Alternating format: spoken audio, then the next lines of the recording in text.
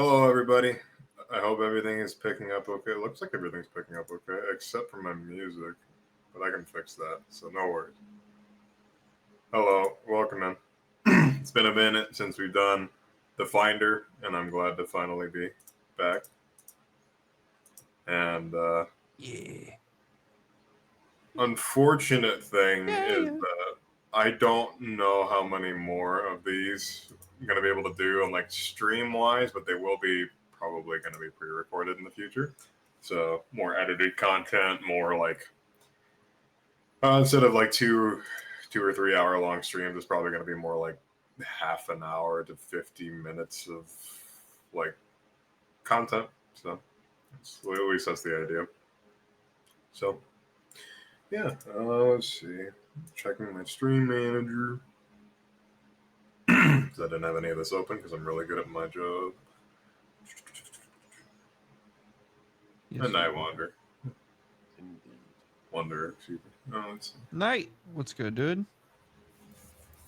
Alright, thank you for the gift sub, by the way. Morgan, I know you were lurking now, but I appreciate it. Thank you, boss. Alright. So where did we leave off? We left off on a really on concluding a very tense moment, as I recall. Yes. I can start the recap off. Yeah, if you want to get closer to the microphone here. Yeah. Hold on, let me wet my whistle from the recap. Very important.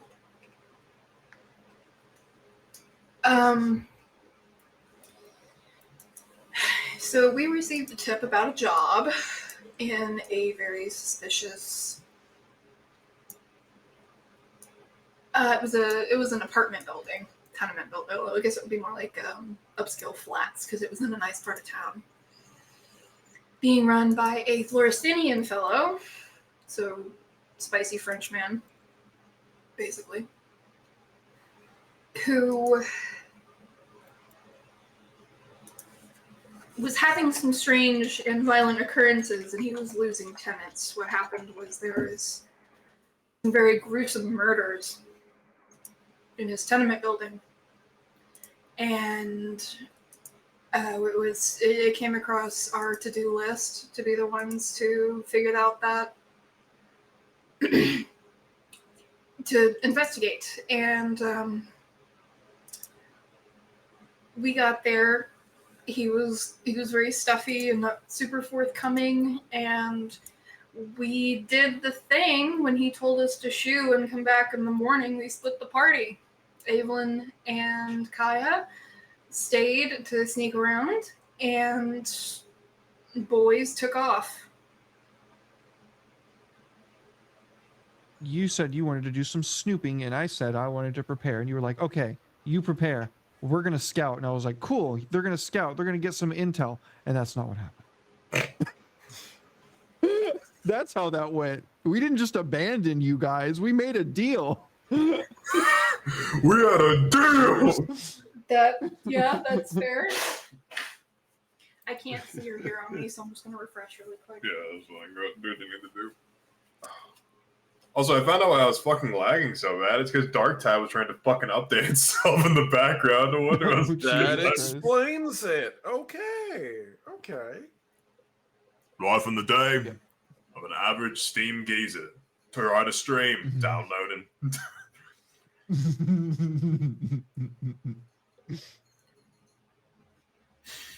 Hate GOG. Hate Epic Games. Hate Nurgle.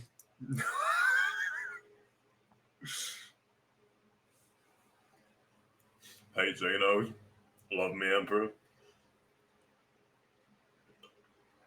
Okay. 8 squats, not racist, just don't like them.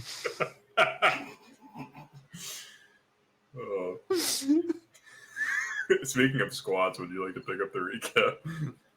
I'm not a squat. Well, you have a squat friend. You have one in your possession. I made a friend. He is my alchemical assistant, and his name is Yernan. He is the boy. There I was cooking with Yearnin and getting some stuff ready for the upcoming battle. What I was doing was preparing a round of oil of potencies for everybody when a shadow fell upon my door. The door that I used to cook up alchemical concoctions beneath a kind of low income shabby tavern. Either way, some conversations were had, some threats were exchanged, some shotguns were loaded, and he left. And then he came back. And I'm going to pass that one over to Omni. Okay. Excellent. Yeah, I'll pick it up where you left off. So, as we were kind of this after that encounter, we immediately were pretty stressed out about it. More so, honestly, Flamel than Renato. But Oh yeah, I rigged up my place to explode. Sorry, I forgot that part.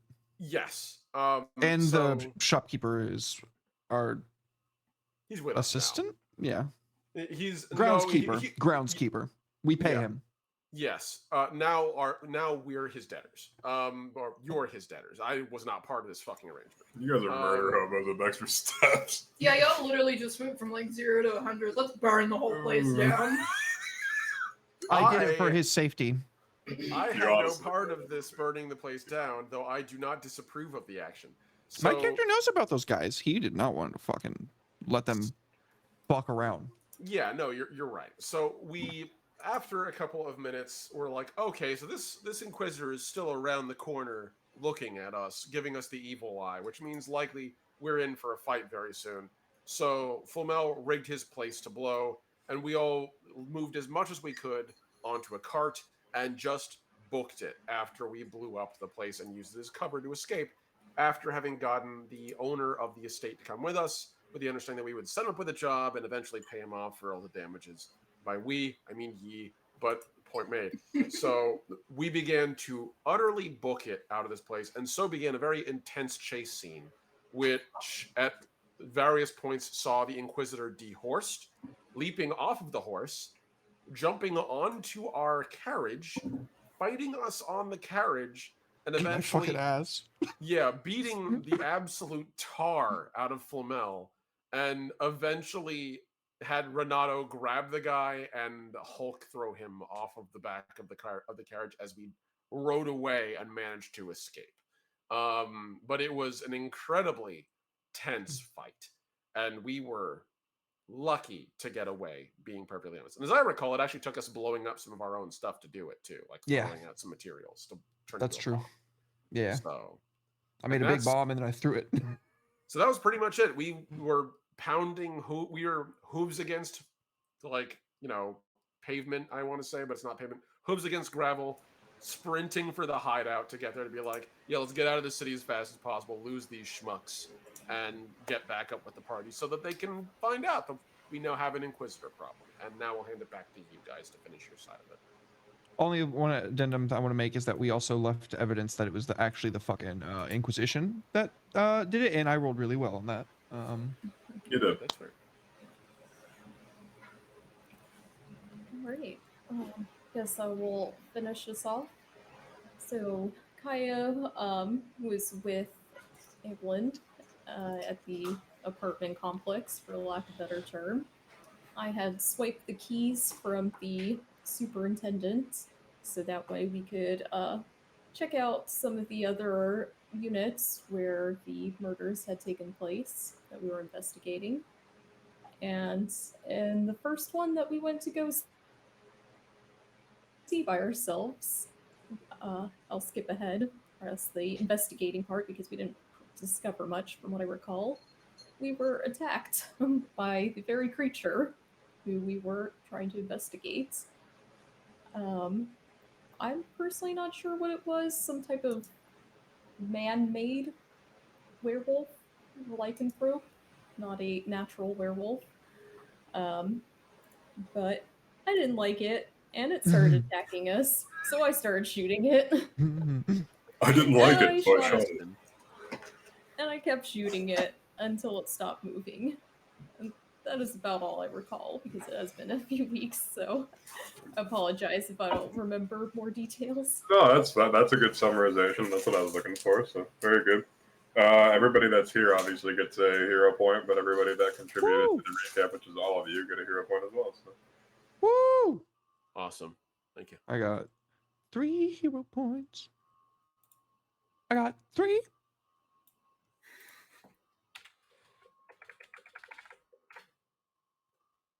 I had a good workout, so I've got this like really weird burst of energy going on right now. I'm sorry if I'm a little bit much to handle. How dare. Yeah, I worked out today too, but I was also like intoxicated while I was doing it, so that was fun. Hell yeah, bro. Good shit. Working out while you're high is not the best thing in the world, honestly. It's a lot We more. love a stoned king. The stoned king. Bro, I was like almost biblically stoned, if you know what I mean. Like, holy fuck. Yeah, good shit. What? What? I felt like I was getting hit with rock. That's the joke I was trying to make. Don't look at me like that. Now I've got her next to me and I can see all of her facial expressions and all my stupid shit that I said during stream. Anyway. So we're gonna do a bit of a skip. Since you guys don't quite recall where you left off, and we left off on a very you don't know recall like the exact specifics. Oh, I do. Everything that I'm sure you do. But I wanted to do a bit of a skip, which would also be sort of representative of how long it's been since we played. Since it's been a whole month because of in the process of handling a bunch of real life stuff. So, but now we're back, and yeah. So we'll say it's been. I'm thinking. He's thinking. You know what? I want to ask my players. How much of a skip do you guys want to do? Well, we're getting a whole level's worth out of it, so. To be fair, the encounters I threw at you were worthy of leveling, and the encounters you dealt with previously were worthy. Here's what I think. I think. So, summarization of where things left off is Kaya and Evelyn killed the man-made lycanthrope, and Du Bois managed to escape the Inquisitor after blowing up an entire intersection. And we were going to just reconvene at the factory outside of town, so I think maybe just a few days hence when shit starts up again. So we can skip the boring downtime of us laying low for a few days.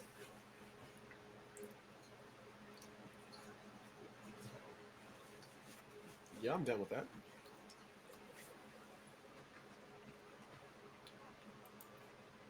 You guys don't maybe want to do like a bigger skip rather than just like a week? I'm cool with whatever. Whatever happens, it's gonna progress. However, I was much thinking time. like 6 months, but if we don't want to do that long, that's fine. I was thinking to jump like that myself, actually. I like those big time skips. Me How about a too. month? I would do a Singular month. Yeah, that's 30 days. Like that's a lot of time for a new status quo to establish, but it's not like, get reacquainted with the family, how many people have died, how many people have been born, levels of time. Okay. It isn't coma. What's going on, Ma? So we're gonna vote for 6 months and a vote for 1 month.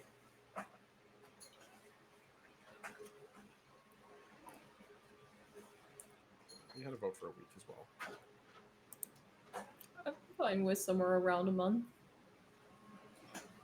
Oh no, don't make me be the tiebreaker. We'll roll for it. I wouldn't be averse to that.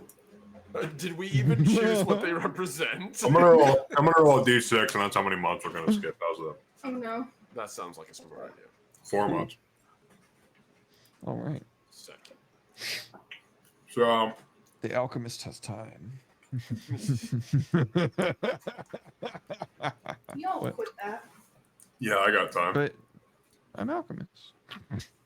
Me when I got time. Yeah, I got time. Nobody I got knows. time. Nobody knows that fucking meme, bro. I know what That's- you're talking about. You I know what the actually fuck you're know what I'm referencing. talking It's about. Mr. Incredible. Yeah. Yeah. Me when I got time. Yeah, I got time. Yeah, I got time.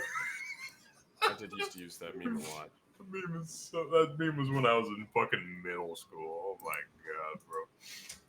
Okay. That one's a bit vanished. I'm starting to tear up my chair. All right, goblins be gone.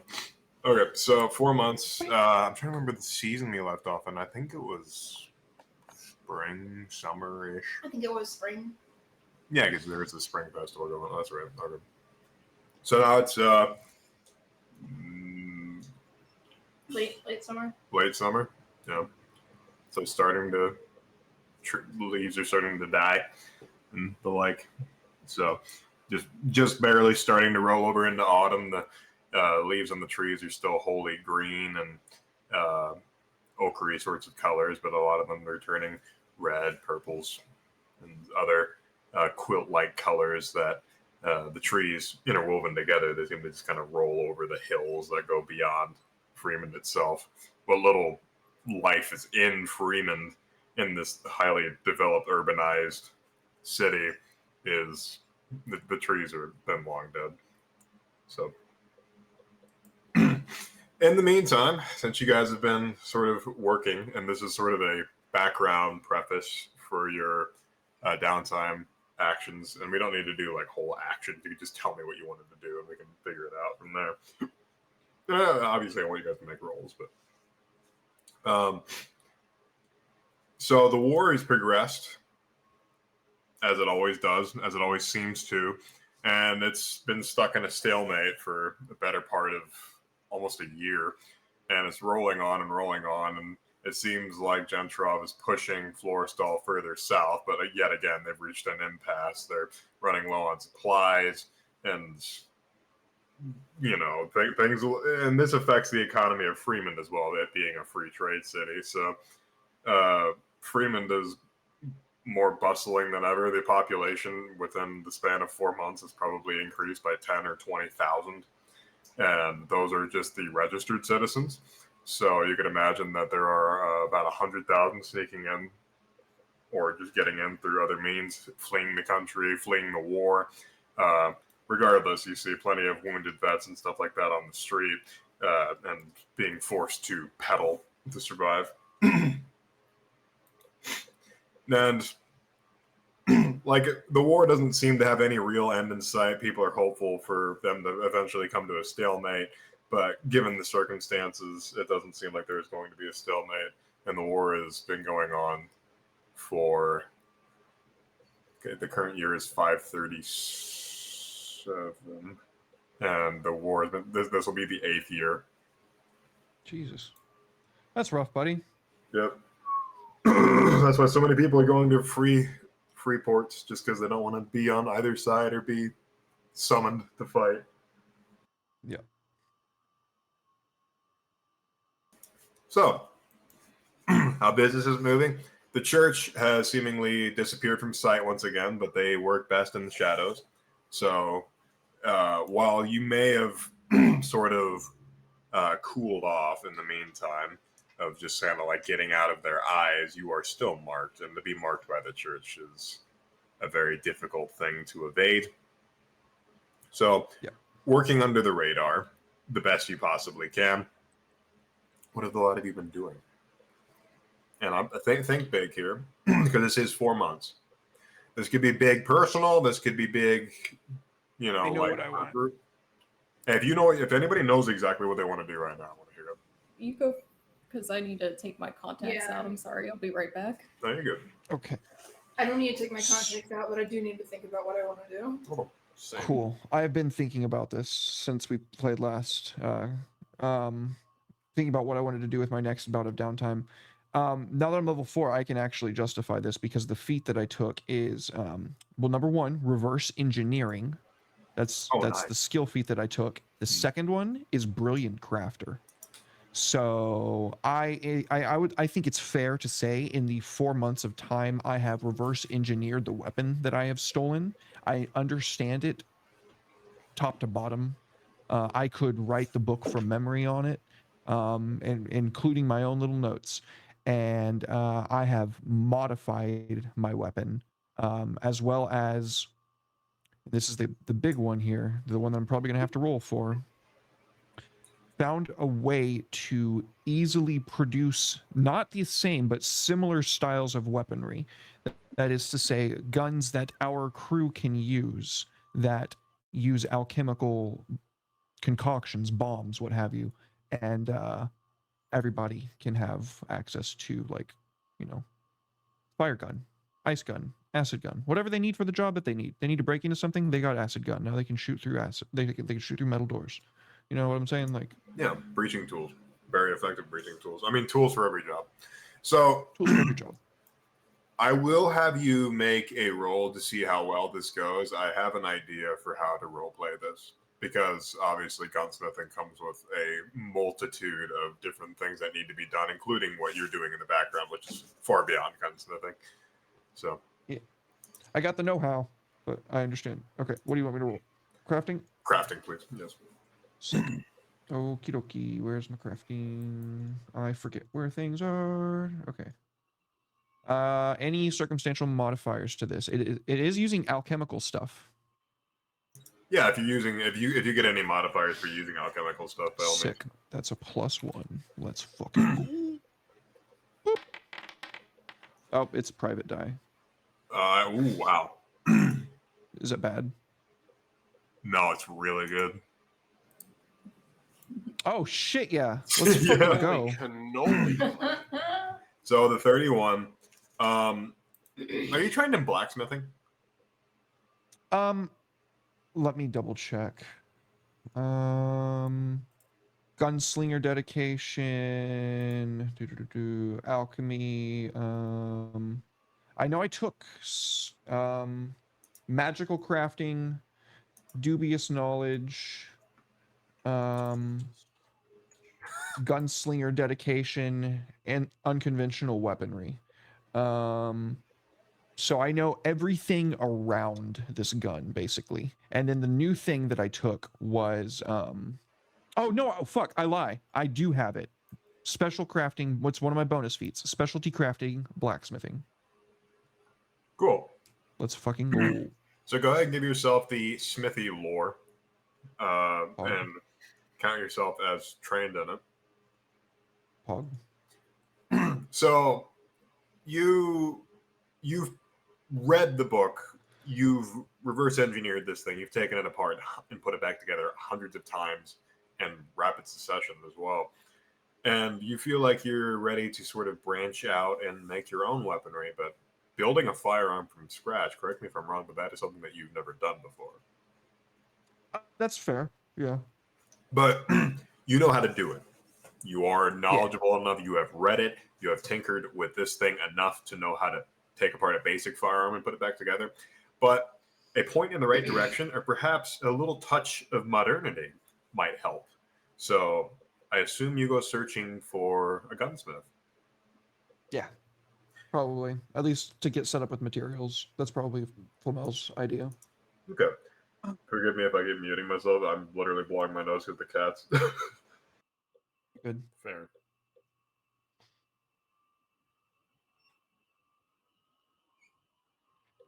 Okay, so you do.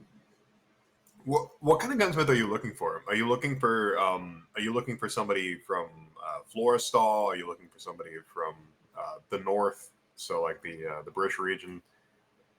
Like because Flamel is a very. Who's the most renowned for their craftsmanship? So Florestal is known for their craftsmanship, but Gentrop is known for their industrial ability to mass produce weapons at a very rapid pace and have reliable weaponry as well. Florestal may have more powerful things, but it's not able to just be mass produced in the way that Gentrop is. Got it. Those would all be like handmade pieces, like that would take forever to make. Oh, very intricate I'm on a stuff. timetable. Yeah. So I'm gonna go see the ones that know how to mass produce. Okay, so in your travels, you stumble across a gunsmith, and a very renowned gunsmith. They're very busy all the time. You see a bunch of noble dandies prancing in and out with finer looking weaponry, but no, it's not Floristinian stuff. It's typical Gentropian stuff you would expect to see. Very blocky shapes, very a bit ergonomic from what you're used to seeing, but not anything like Floristinian fancy. Like it feels, it doesn't fit like a glove. It is a machine meant to be used to slay other people or beasts. So, yeah, and the man working the counter is a very tall and sort of, I want to say very tall. The British people are like a little bit shorter than 6 foot on average. I'll say he's an average sized person. He has blonde hair that's sort of like fading away to a sandy color on the temples. Got a really big, thick beard, and he's got a pair of spectacles on that have a magnifying thing, and he's working on a very small part. You see him screwing something in, and he's sort of behind the counter, and you finally are able to talk to him after all the dandies file out. I think this music is just a little bit too fucking intense right now. It's got me like, I'm listening to fucking Novigrad from the Witcher soundtrack, and it's just like, it's too much. I need it to be a little bit more chill right now. Yeah, you got like the fucking what the hell's the name of that band? The women that just go like, hey. No. It's not even that. If it was that, then I'd be like fucking jazzed to shit right now. I need to fucking like, okay, maybe this is better. Cool. Okay. I think I would like to introduce myself, walk up and say, hello, I'm Flamel. I am a craftsman here in town, and I have a piece of technology, a weapon, if you will, that I would like you to take a look at in private. He lifts his head up, and you realize that this fellow he's got a really, he's not like super built, but he's the sort of wiry, like strong from just doing the job. Like he's not one of those like bodybuilders, but you can tell he's got like really big, strong forearms, strong shoulders, maybe not like super developed muscles that you would expect from like a gym goer, but this guy's been around the block a few times. He moves all of his own stuff. Then he looks up at you and examines you. To what end do you need my assistance? I know a lot about guns, and I'm going to just like list off a number of facts. I could sit here and do so in real life, but I think that would be boring. To just sit here and describe how guns work. Also, I don't know exactly how guns work in your setting. I assume my character does, though. Very similar. I think World War I technology. Okay, yeah. So spring power stuff. I'm going to describe to him the way that a weapon works, and then basically conclude my point with like, I know everything about them, but I've never made one. As I understand it, you know how to make weapons on a scale and quality unmatched by elsewhere. I would like to show you my plans and see if it's something that you think is rational. This is not something that I'm planning on selling in competition to you. This is for interior use, for protection on the behalf of the organization that I am employed by. You are eloquent. I will give you this. And what is this organization you are employed by?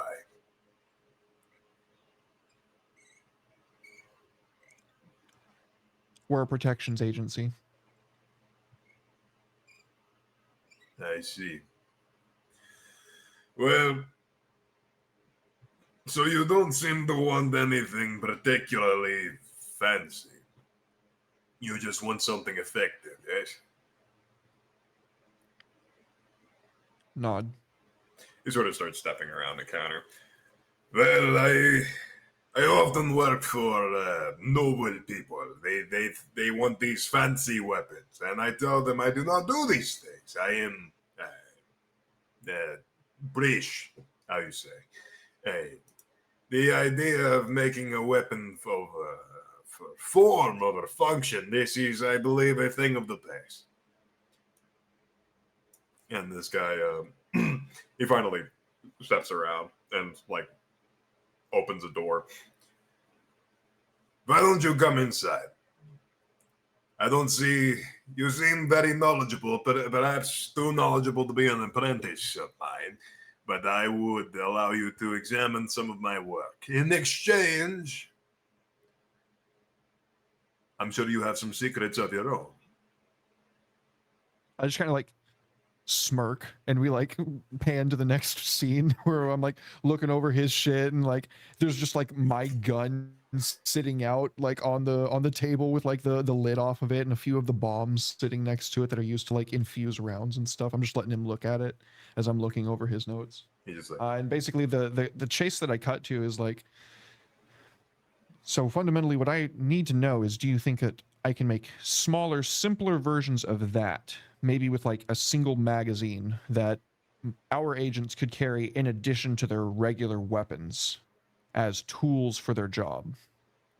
You know, if a situation calls for a spark of flame, well, they more than have it. If they need to shoot through a steel wall, enough acid in the form of a gun to do something like that, maybe a blunderbuss, perhaps. And I just like I go out listing all my ideas. I like the way you think, but blunderbuss is antiquated technology. Perhaps. Have you considered solidifying your acidic agents?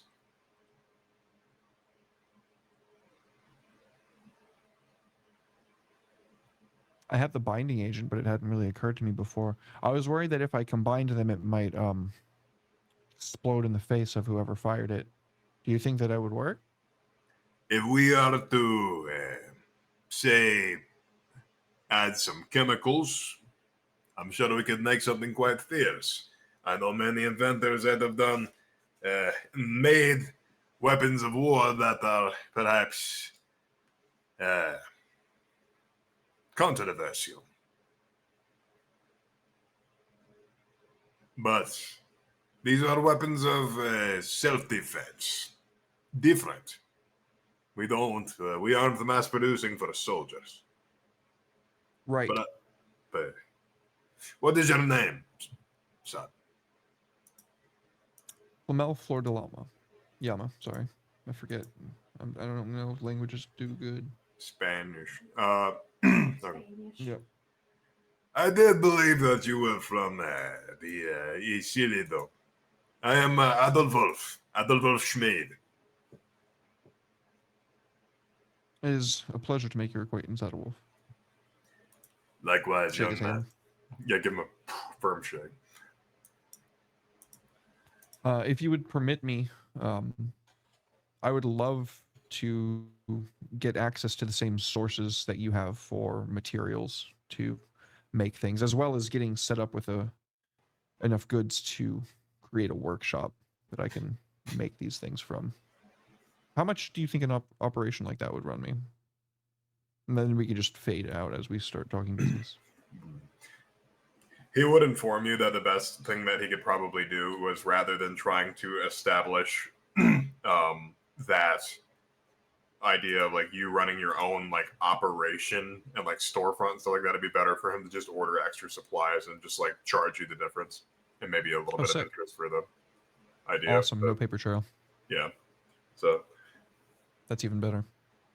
yeah, this guy is definitely not above working or not, not against the idea of working above the law, quote unquote. The smuggling laws in Freeman are pretty strict, granted everything, but it's not like the officials particularly are anal about that, considering that's pretty much how the entire territory runs. So Sick. So that's how I spend 4 months. I spend 4 months getting everybody, like, again, it's probably like a single magazines worth of ammo. So like maybe revolvers loaded with the substance. A blunderbuss might have like a single fucking round, right? I'm thinking rudimentary, and I'll probably have to scale it up over time. Because what I have is like a very sophisticated piece of technology. Right. Yeah. And Adolf would be willing to help you in any way that he possibly could, but he also is making it pretty clear that he's trying to like legally distance himself from you as much as he possibly can, just in case it's just like, oh, we heard that you were giving things to so and so he can just kind of get off the idea of pleading ignorant, So, but yeah, he is very helpful and very surprisingly forthcoming with information. And as you get to know him better over time, you realize that he just doesn't have an apprentice, and he doesn't seem to have a desire to have an apprentice. He just kind of wanted to pass some of his knowledge on to somebody that was already knowledgeable. Sick. So, all in all, a business partner and a potential friend in the long run. And you're going to need friend. I have a friend. Very good. So, everybody else's ideas? I have a bit of an idea, but we can also roll. Okay. I'm going to let you go first. I have a feeling that Renato's going to react to whatever you guys are doing because his journey is going to be really freaking easy to handle. Punch thing. Punch all the things. Punch harder. Flamel, The the reward that you get for being for doing what you were doing is at the start of like every mission, quote unquote. Everybody can get ammunition of whatever type you like, Sick. like a full clip's worth, quote unquote. Fuck yeah.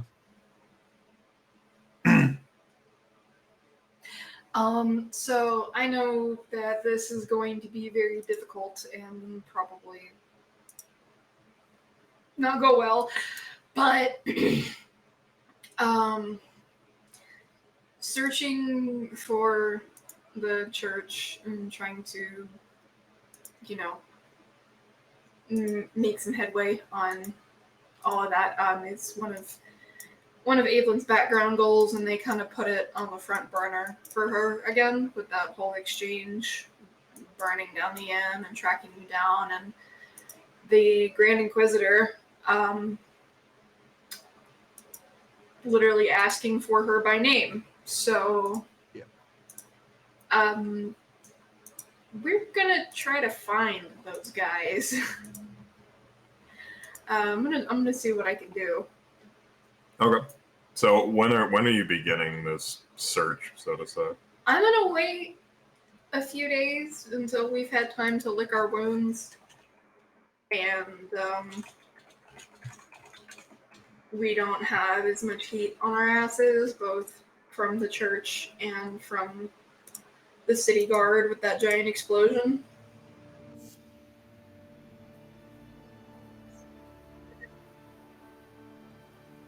Not super long. If I remember correctly, I think Kaya and Evelyn got banged up pretty bad during the fight with the creature. Yeah, you guys both got burned by acid and clawed and slashed and the like. Actually, I don't think Kaya got slashed. I think she just kind of got burned by acid more than anything. Didn't Kaya almost get like turned into a lycanthrope? Didn't she get like a save versus that or something? No, because this was like a fake werewolf. It was like a clockwork werewolf, so they couldn't turn anybody. Clockwork, very artificial. I remember being worried that she was going to turn into a werewolf. Diesel punk werewolf. No, Natalie was worried that Kaya was gonna turn into a werewolf. I do remember that. Yeah, during one of my knowledge checks, Nick revealed that she couldn't be turned because it was not a real man-made. Yeah, a man-made horror is beyond comprehension. It was just a poser. So since we didn't actually touch on the exact details of the end of the last session, I'd like to take the liberty to salvage the body of the creature. I mean, yeah, downtime. So just tell me what you want to do, and we can go from there. That's mine now. Belongs to me. And I only know one other person that knows sciencey stuff that I'm friendly with, so I'm gonna take it to Flamel. Ooh, that's me. get him to help me identify all the moving parts and stuff like that, especially since that was the scientist that managed to escape. Okay, this sounds like a roleplay encounter. So, you guys are obviously rendezvousing at the base at some point, and I'd imagine this will be quite a bit of time after the whole endeavor. And you guys have kept in communication, I'd imagine, through means that you absolutely have to. So, like, you know, just having couriers pass off messages and stuff like that, trying to keep everything kind of hush hush. But I'm assuming you arrange a meeting with Flamel. Yeah. Okay. Yeah, we're gonna do that. When we get the opportunity. All right. So, setting the scene, you are at the factory building, aka the Second Son's base of operations. It's our super secret base. Your super secret base. And yeah, go ahead, please. Evelyn has the corpse of this thing in the back of the wagon. She's tried to reassemble it. Devil is that? She's flipping through her book and she'd look over her shoulder. You're late. Did you just bring this here? There's nobody Are you else sure it's around dead? except for us. You see it moving? It's been here for days. God damn. And if it wasn't alive, it'd be trying to eat all of us. Hold up one of her bandaged wounds. What the fuck is it? I've been trying to figure that out, and the best thing I can deduce is that it's a mechanical lycanthrope. A mechanical. You know what a lycanthrope is, right? You have those and sell them. You wanna make a People check? can make these now? You want to make a check Oh, about make a check lycanthrope? for it? Yeah, you want to make a check for me. Okay. Whatever check you can justify. Bloop. 24 for Arcana. You're familiar with the concept of lycanthropy, the whole idea. It's a very ancient idea of man being able to sort of transform and do other things, and you're sure that Poel or Elvenkind and stuff like that dealt with these very similar things. You're not sure where it exactly originates from, but in the country of Isilidum, it is seen as a curse. And I see all of the alchemical stuff jutting out of it as well, right? It looks. Oh, I'm trying to remember that scene from Alien. The guy, it's like a very humanoid thing, but it starts like malfunctioning, and a bunch of weird cooling fluid starts kind of spewing out of it, and you realize like it's not actually skin and it's super synth. That's kind of what this thing looks like. But the most horrifying thing about this is it's sort of like a taxidermized human. It's sort of like stuck together with bits and bobs and putting things back together that broke. Like where the ribs could not contain a lot of the ichor and bilious fluids, they were broken away and replaced with wire and metal and the like. So Ew. it is it's very uncanny. It'd be like the Don't equivalent that. of looking Gonna inside roll of anyway. I a don't know. mostly synthetic I don't know android. if it's better or worse now that it's dead. Have a good night. Night. Much love. I appreciate you hanging out. Big heart. 28 crafting check to see what the fuck is wrong with it. What the fuck is going on with it, what it is, like how they did this. I was gonna say if you what's wrong, everything's wrong. I was going to say system diagnostic. It is no longer functioning. You can say that with like beyond shadow of a doubt. How did they make it? How this thing works, even with the 28, it's still a little baffling. This is technology that you have not yet been introduced to, and it is. You understand so little of what is occurring within the carcass of this thing that it is almost magic to you. And I say magic in the idea of just like it is beyond fathoming of the human mind without further information to help elevate the core idea of its function and how this thing works. It's like seeing, to Flamel, this might actually be, to like a studied and studious mind, redundant. But the whole idea of just seeing something like this, being introduced to a technology that you don't understand how it works, you might be a kid in a candy store. No, this is horrifying, Nick. What are you talking about? This was a person, and now it's a fucking cybernetic diesel punk werewolf. That's horrifying. Well, yeah. Flamel is disgusted by this. He feels like utterly horrified by what Abelin has brought before him today, dude. There's a reason I said maybe. What This you is do not make the kind of science he likes. This is like the bad science that people are afraid of, and why people fear science in his mind. This is horrifying. So you're terrified of the notion. Yeah, so Evelyn pulled back the tarp to show you this thing, and then there's this little, like, recognition crosses her face because she kind of has been desensitized to it after looking at it for about a week. Right, sorry. Cover it back up.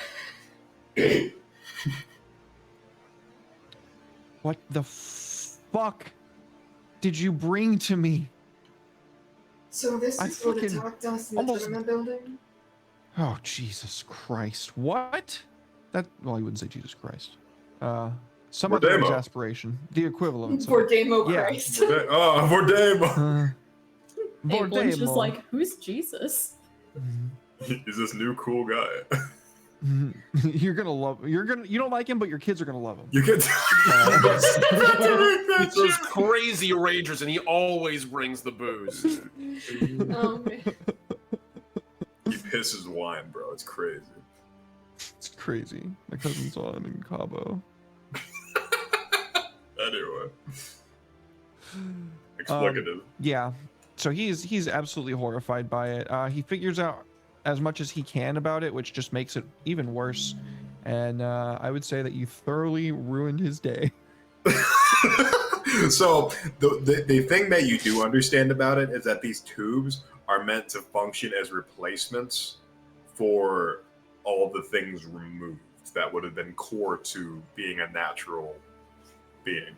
The whole idea of like, oh, there's not really a whole lot of flesh left over. There's just necessary muscle made for moving joints and stuff like that have been reinforced. Tubing is meant to sort of mimic veins and sinew and the likes, sending things to other places. It is a mess. It is a disgusting mess, and it's to you. It's the most uncanny thing you probably ever laid your eyes on. It's literally So a he mockery probably of stops humanity. a couple times to throw up as he's like dissecting it and like doing this autopsy for you. Like probably several times he has to stop and throw up, and then by the end of it, which this probably takes like all night, right? He like comes with this list and like tells you everything, and then ends it with my disappointment is immeasurable and my week is ruined. Yeah, this thing is. And he hands you his research notes. This thing, it could be summed up in like a couple of smells: rotting eggs, so like sulfur and formaldehyde. It's preserved while he's still alive. Yep. The idea was to preserve parts of the muscle and sinew that were exposed that are not meant to be exposed. So my question is, what are all the fluids made out of? What is actually making this thing tick? That would require it. Yeah, well, I mean, so the fluid I is figure out its chemical composition because of my alchemical training, but I wouldn't be able to tell you like what that is and what function it serves necessarily. Yeah, it's a hodgepodge of different sorts of elements and stuff like that. That you're Evelyn's intelligent, but she's not like. I wouldn't imagine she's bookish in like Eastern technology, Eastern to Taoism, but She's not a chemist. She's No. intelligent, but she's not a chemist. You can just say chemistry magic and wiggle your fingers. That's fine. yeah, that's pretty much. Oh, what- I would actually be able to tell if it is magic. Is any of that magic? rather mundane. No? Wow, holy shit, that's all science. Jesus Christ. Yeah, that's what people are afraid of magic for.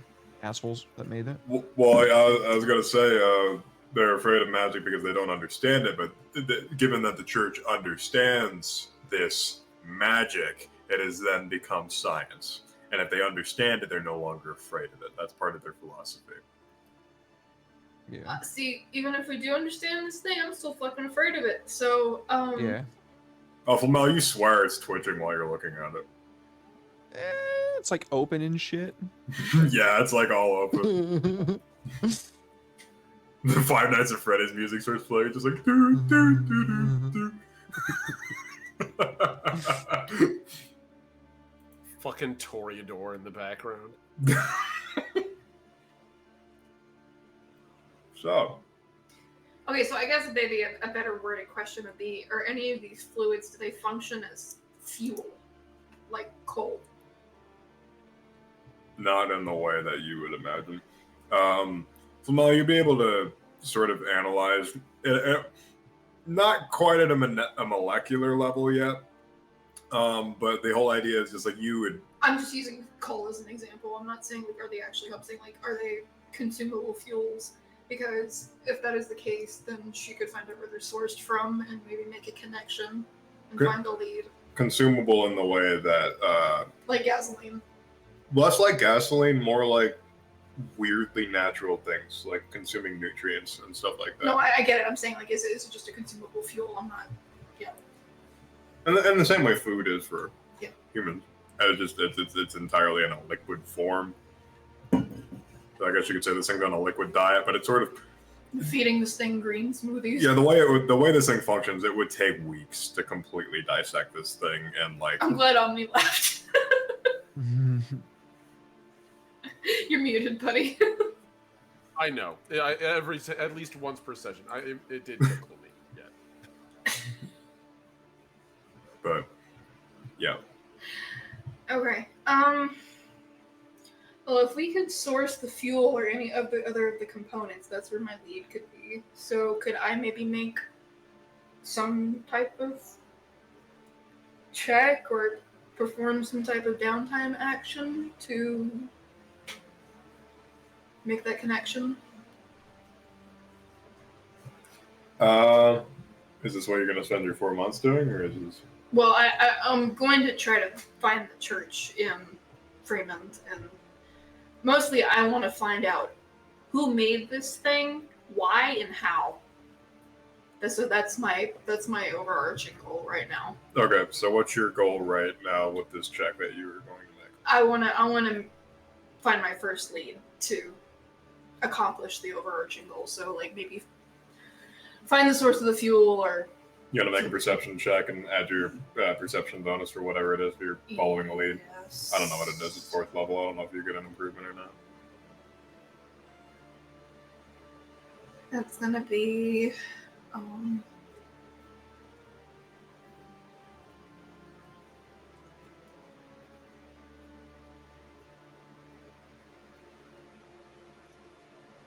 pursue a lead. That's gonna be a d20 plus 10. Yep.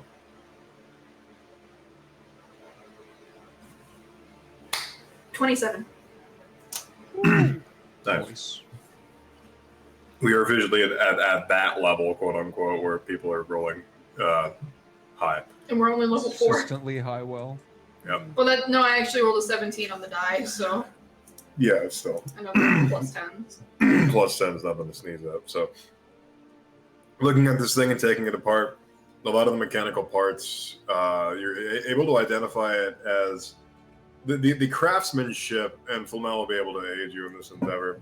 The craftsmanship doesn't really have any real sort of like markings or anything like that. Like, there's no serial numbers on this sort of thing. This seems to be just like, yeah, it's not like this thing is, you know, what's the word I'm looking These things for? slapped together in some back alley chop shop. Right, it doesn't even seem to. serial numbers. It doesn't seem to even be sanctioned by the church in that regard. I'm the sure that all auctioneers. the like frame pieces and stuff are all custom welded and formed too. So Yeah, so a lot of the metallic bits and other like chassis and the like, it's made out of steel. So whoever made this thing had access to steel, and steel is not cheap. no kidding. Steel is not cheap by any stretch of the imagination, and having a connection to a person in the steel mill and stuff like that, that would be a place to start, is looking at the steel mills. Okay. That's a good start. I'll start with that. I'll start with the any local steel mills and go from there. Okay. Unfortunately, you can't use milling lore on steel mills. No! Milling Are lore you is- kidding me? It's still milling. It's specific she to. got baited. It's just She got it's specific. baited. She was like, milling, I fucking got this. Hell yeah, milling lore for the win. She got baited. Fuck you. It's milling as in lumber. We have But already. it's still milling. Those are very different things. It's still okay. Are you telling me that I couldn't? Iron doesn't grow make like a fucking case tree. You can't chop for down milling iron. lore to go talk to my iron trees, buddies Nick, at the I'm just tree kidding. mill. Oh, my bad, my I bad. bet they know some other through transport services. Oh they my know some of the god! other Stop people. justifying this to me. Let me use my milling lore. No. If you give her Lisa enough time, she'll justify anything. All right. Yeah, I mean, I'm Derek not knows gonna this. lie, Derek I'm has impressed you had got to to deal use with it. me in Don't, Covet for yeah. almost a year now. You know. You know. The thing The- is the to same interject thing- with something that's solid and impossible to argue against immediately. So she's like, you just take her by surprise. She's like, fuck, well, if there's that, then, and it takes her by surprise. She doesn't try to think around it. That's how you do it. I was gonna say. I Put that mean, in I your got, pocket. You know me too well as a player. You know me at this point. but that same logic is the same thing of just like, yeah, if you put enough chimpanzees in a fucking room full of typewriters, will eventually Are write you Shakespeare. comparing me to a chimpanzee? You're my favorite chimpanzee. I'm here. I'm less than 3 feet away, not 300 something miles away. I feel like the villager railgun might have been a better. Oh, example scoot of that, over but here. I'm afraid you would have taken the pig reference out of it. You can't reach me. I'm too powerful. I don't hear you say no to comparing me to a chimpanzee. That was a joke. Get back over. No, help me. All right. You fucked, mate. No. Yeah, fuck me. Hi, Neris. Am I getting any audio? Yes. I'm just seeing me. audio. I'm seeing things light up. Oh, stream is muted. Okay. Oh, okay. I didn't read that second part. Okay. All right. So we've established what Elise is going to be doing until she finishes, or I'm sorry, what Ava is doing until she finishes her following her lead. And I'd like to move over to either Kaya or Renata. I can go if Ami's wanting to go last. By all means. Right. I figure Kaya is just spending the next 4 months training under the guy who gave me a house whose name I keep forgetting. Which feels in Damn. character because Kaya probably keeps forgetting his name too. She's Kaya's like, that meme "Hey, of just like, yeah, you." taking him to Starbucks so I can remember his name. Calcivois. Yeah, it is. He's not even my NPC and I remember his name. Damn, Natalie. Old man Calcivois. I'm good with faces and bad with names, which makes it hard in a game that's all imagination. Well, see, I remembered his face. He's an old Oh, man. you can't call it imagination, it's theater of the mind. In fairness, his tab says old man, therefore first name I'm not old, wrong. last name man. Oldman. First name. I just thought that was his name. His name is Cranky Oldman. Cranky old. No, he's Is he related Calcivois. to Gary by chance? Gary. Okay, Gary. hydration check, thank Thank you. you. And Gary Newman? Oldman. Oh, is that a celebrity? Yeah. Gary Newman's a celebrity. I don't know who that is. Yeah, he did Cars. Here in my car. Kurt Chow.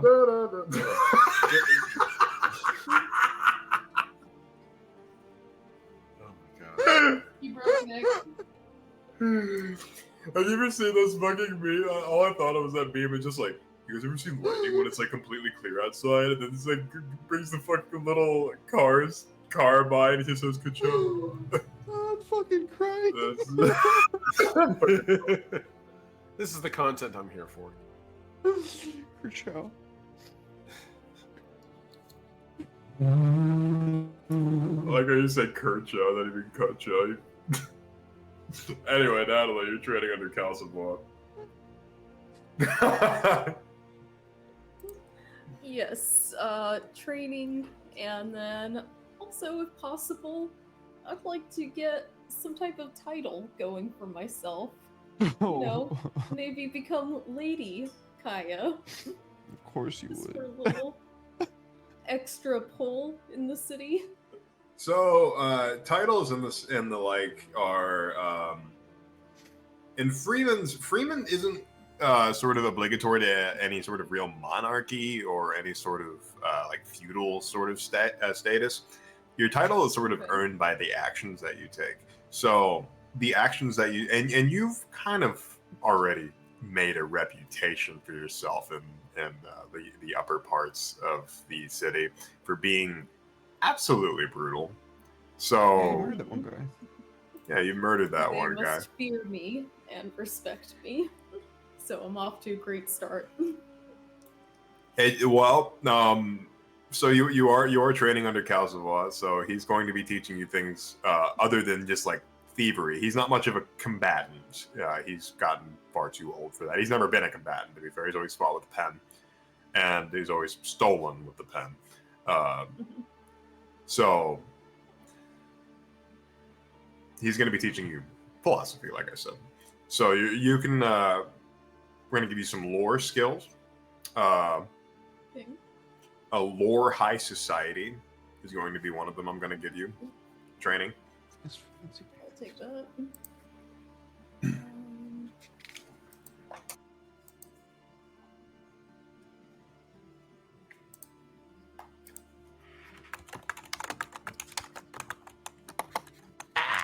Okay, You yourself. sorry.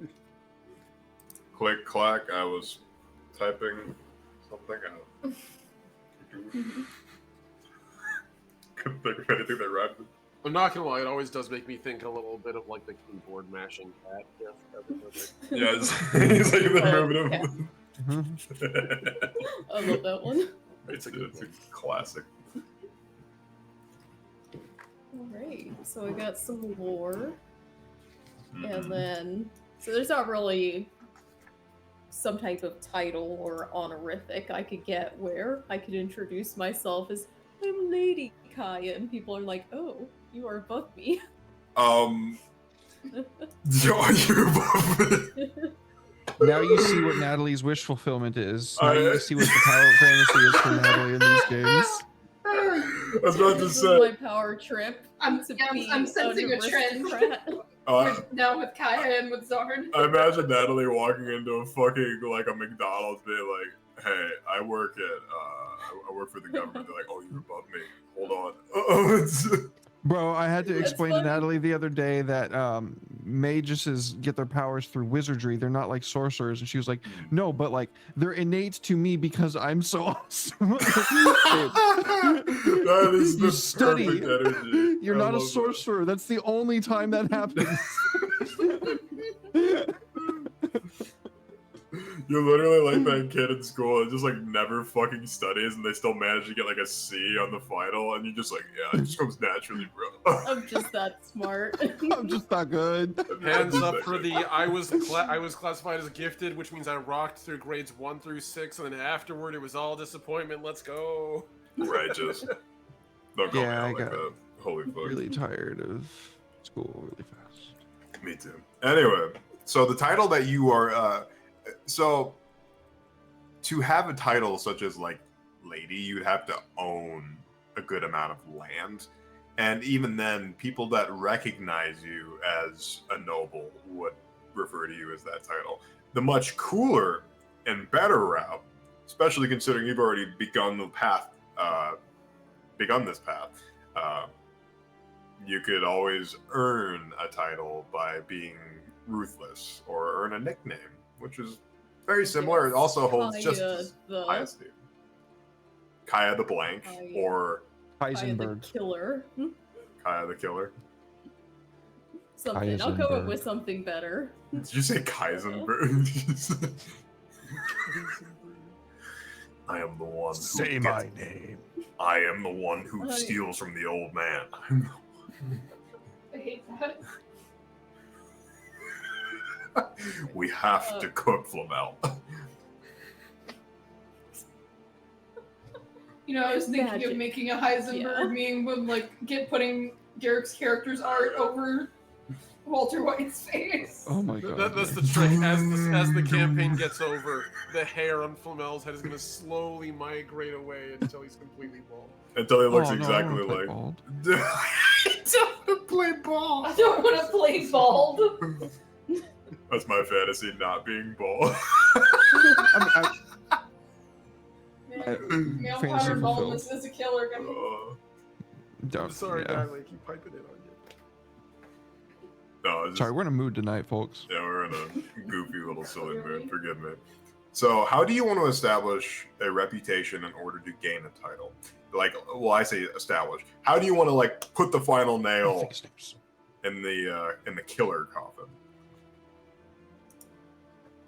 I need to do something big. Is there some, like, local troublemaker? Some person about town that everybody hates but has just been putting up with them because they can't do anything about it themselves, or, you know, anything along those lines? So, like gangsters, extortionists, etc. Yeah, or even just like some big fat cat who bullies everyone and everyone's like, man, really wish that guy would just go away, but what can you do about it? Sometimes I just wish that guy would die. Hmm. Guys like, say more. Guy's just like, I must be a genie. I can fix that. I can fix that. I can fix it. Okay, so let's see here. Yes, there are many people and noble aristocrat fat cats that sort of bully people. They're glorified extortionists. They don't work in Eldmont per se. They'd be more south, so south of the upper Muntown. So we're talking lower Muntown, Ridgebank, around the Olish district, anywhere around where you see like the ports or like right on the water. There's a lot of Okay. warren lords, for lack of better terms, that are constantly just bullying people, stealing from them, those sorts of things. Just they're glorified landlords and they're greasy bastards. That is what I'm looking for, and as long as I can get to them and back within 4 months' time, then that's all that really matters. So Oh yeah. I would probably just pick one that's fairly notable. Probably not going to go after like the tippity top person, but someone well known enough that when they go missing or however I deal with them, people are going to notice. That's fair. It's really easy to. There's a lot of Brish people that are sort of fat cats, mostly just because Gentrov and its other territories are connected to Freeman.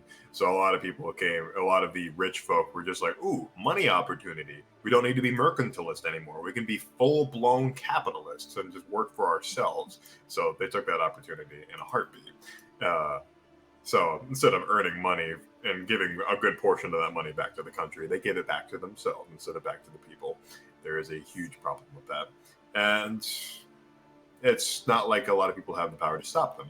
Companies like yours that, such as Flamel said, a protection company, a lot of these mercenary companies exist solely to protect these people, and they make a lot of money.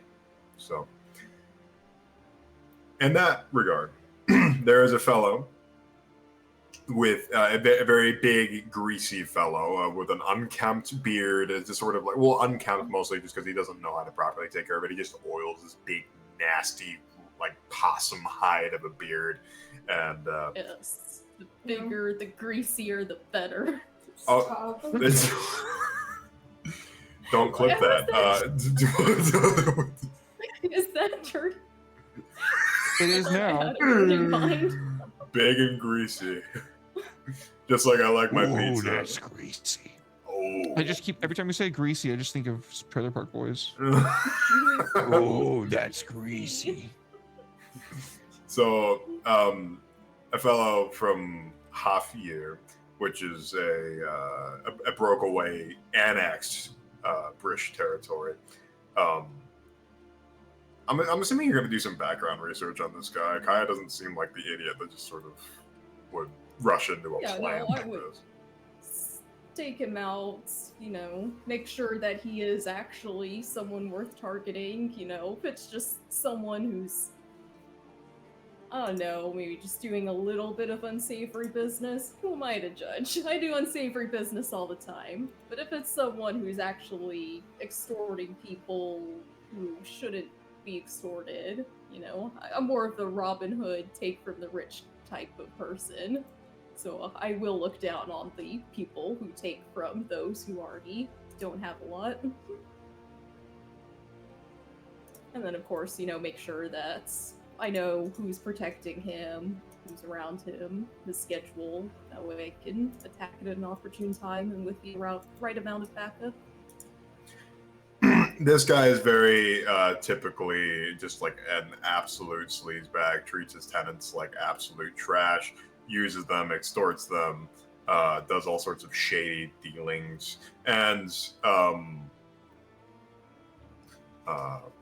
sorry, let me see here. Look at my notes. Okay, Calsavois is very forthcoming with information because Calsavois seems to have at least a bit of a tab on everybody in the city. At least everybody relevant. This guy's a little bit small on the chopping block, but in the grand scale of things, knocking this domino over opens up even more doors.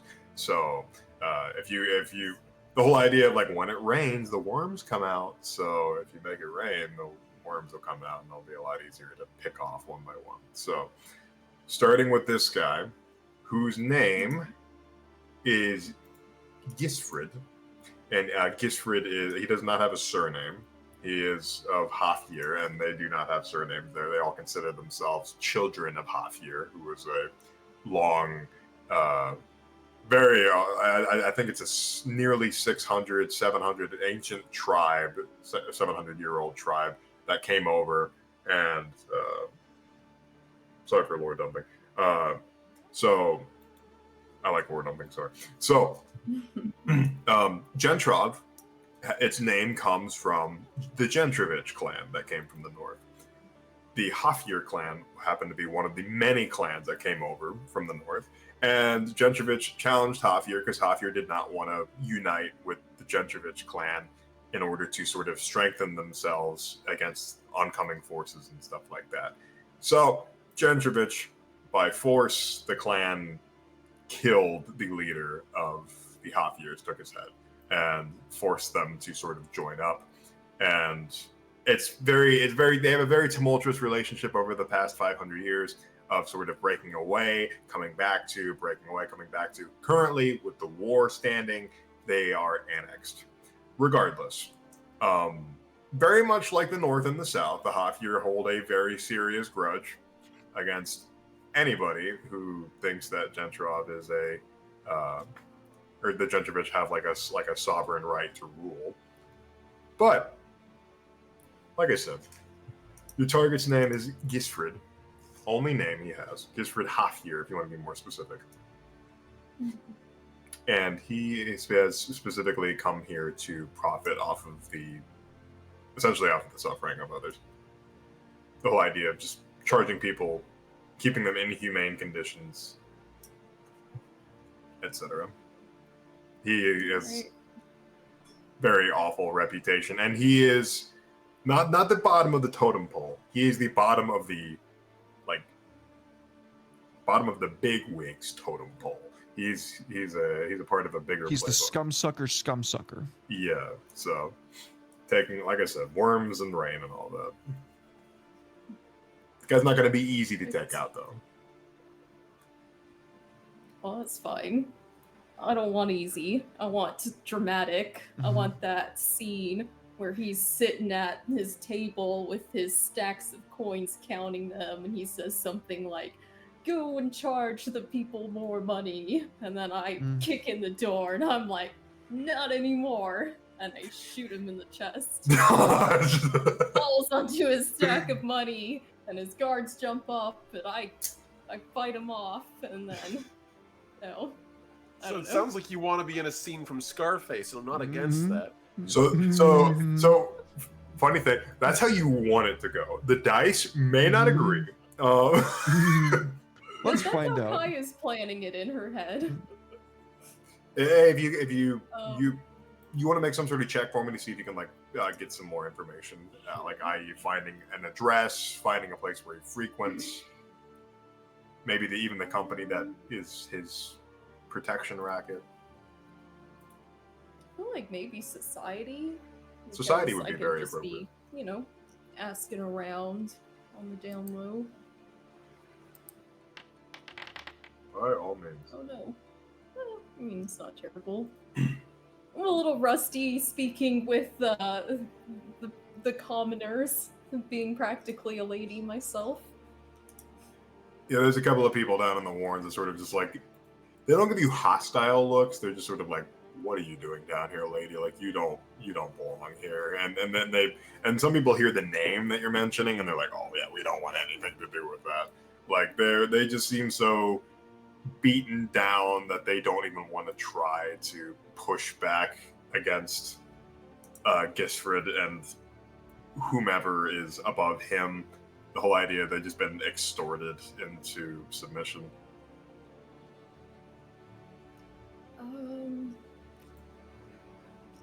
We'll say that this What is are my your options first. besides just re-rolling with a hero point? You could dig deeper and give me a different skill check that you may think is appropriate, or I have intimidation. I'm just gonna intimidate some information out of these people when they don't help me. hey, you can coerce. Like, yo, you don't want to talk? I'll make you talk. This is for your own good. But my heart's not really in it, because at the end of the day, I know they're just people.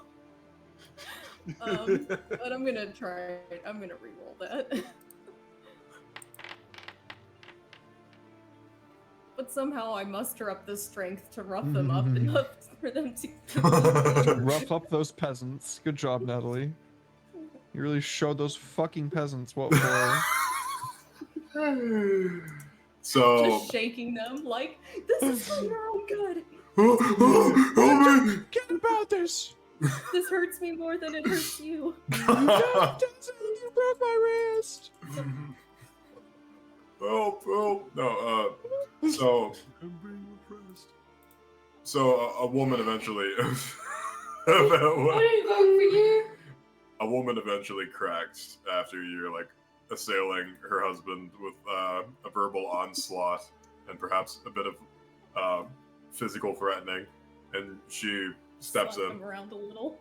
Yeah, it's like, "What's wrong with you? I'm trying to help you." He's like, "Hey!" like crying, sobbing, just like begging for mercy, and the wife steps in. All right, that's enough. What is it that you want exactly? Why are you?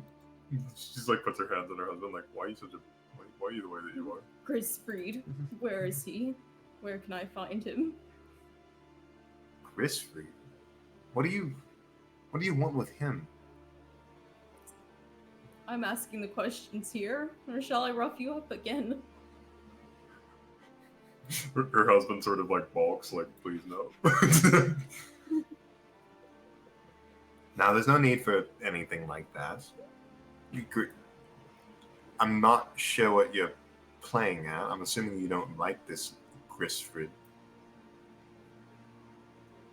Nobody really does. You tolerate him. I have business with him. I just need to know where he is. I'm not sure exactly where he is, but I know where he stays. He stays on this, it's built out of an old ruin long before Freeman ever existed. It's near the docks, the Warrens. You're going to want to... Do you have a map? I got one right here, lady. That's not very helpful. So if you... Oh wait, well I guess I do have this paper one too. Oh, that's excellent. But she just looks at you in the map like... Anyway. You should have led with that. Here on His Ridgebank. intelligence isn't very high. Here on Ridgebank, there's an old neighborhood. It's made out of, like I said, this old ruin they built on top of it. they kept a lot of the structures beneath it to sort of preserve its history. It's not exactly an eyesore. It's just a bit of a. It's art that is something that takes getting used to. Requires a certain taste. It's hard to miss. It's just below, right here. Where's my pointer? My pointer would be useful right now. There you go. Boom. Wait, no, so that's not useful either. Let's see. Boom. In this general area. Okay. Got it. He stays in this neighborhood. He keeps all of his friends and guards. We should do air quotes on both words, friend and guard. If you have business with him in the way I think that you do, you may want to be careful. Very careful.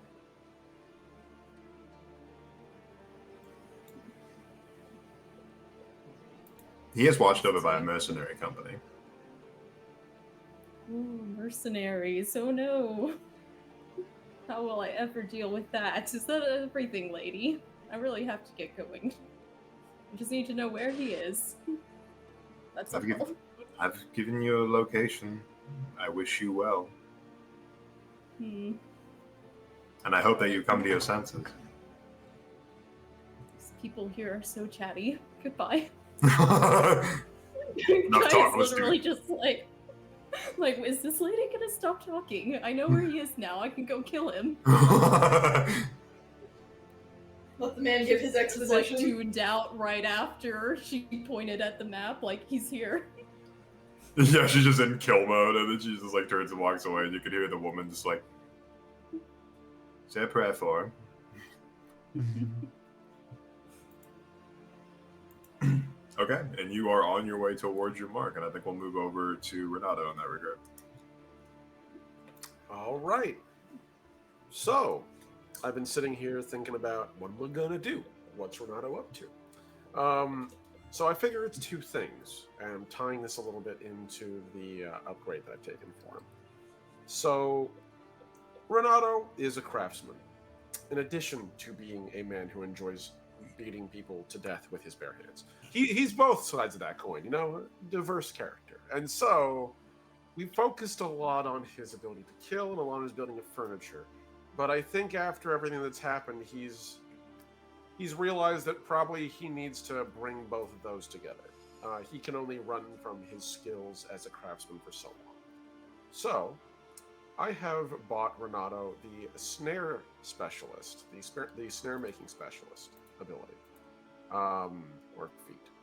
So, I think that Renato has spent the past several months tinkering around with his with the capacity to build these snares, these traps. Sort of leaving from like his, oh yes, I used to build furniture and like spears, and he's like, no. Now I build things to hurt people. He's marrying those two skills together. Beautiful. So I figure that he started tinkering around with that, but I think he also realizes if he's going to start winning these fights, he's going to need to start compensating for some of the, let's be real, supernatural stuff that's starting to appear inch by inch. This is like his third interaction within a month before the end of that, before our last session, that he's had with near supernatural force. And it is, we have the Inquisitor, the weird thing at the river, and the weird things at the river that were undead. So that's 3 times he's brushed up against it. He doesn't know anything about magic, and he's not going to pretend he does. But I think he knows enough about science, a little bit about science, to be like, maybe that has an answer. So there's part of me that wonders if he'd be able to train himself to become either somewhat more inured to the effects of alchemy, or perhaps to utilize it in his attacks. There's like a feat that lets you, it's called like, I think it's like a powder punch is what it's called, which gives you like 1 fire with each punch. Nice. Just 1 fire damage on top of it. And I was debating taking that, but I think as opposed to doing that with the feet, where he does that no matter what, I think he would look into perhaps getting a pair of hand wraps or working on a pair of hand wraps that he could use more alchemically, more efficiently than the incredibly cool ones that he's received as a gift that are also sacred, that he does not want to screw around with. Because that to him sounds like, it'd be like being given a relic of someone's faith to defend oneself, and then being like, yeah, I added a chain engine to it, and I fucking have it run on like diesel now. It feels inherently wrong to him. That's like orc. So he's That's like orc logic. Yeah, exactly. He's thankfully not that orcish. So I think he would have tinkered around both with the snare creation and also with making, since he now has wraps to fight evil things, he's going to look into finding wraps to fight everything else, if that makes sense. Yeah. So when he's doing mercenary work, he isn't like, is this the right thing to do? He's like, no. This is business. That's what these are for. That's for ghost busting. These are for everything else. So I figure he's probably spent the past month rediscovering tinkering, probably like touching base with Flamel to see if he could borrow some of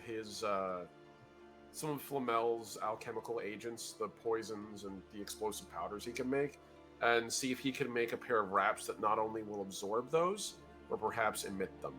So the image I have is where it's like he's basically taken these wraps and he's hand sewn pads into them that are absorbent, so that when he strikes, if there's like oil that bursts into flame, or if it's like acid, it sort of is almost like a sponge. If it's powder, it sucks it in, and with each strike, it discharges it.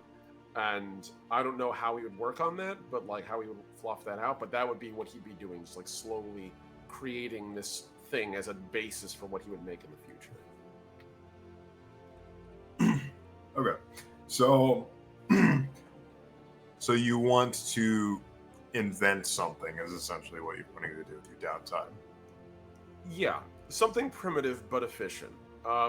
Between the inventing of these wraps and also him rediscovering traps, which, by the way, he would trap the base. He does not trust that it will not be attacked at some point or approached. So he's probably going to make like a spike snare for every entrance. Just let everyone know, hey, there's basically a punji trap here. Don't fuck with that. Step around it. If you don't, you will regret it. I will pay for the cost of that, by the way. That's like I get to do that I get to do that multiple times over the course of like a period. So I figured he would have spent like 4 days just crafting these spike traps for every entrance.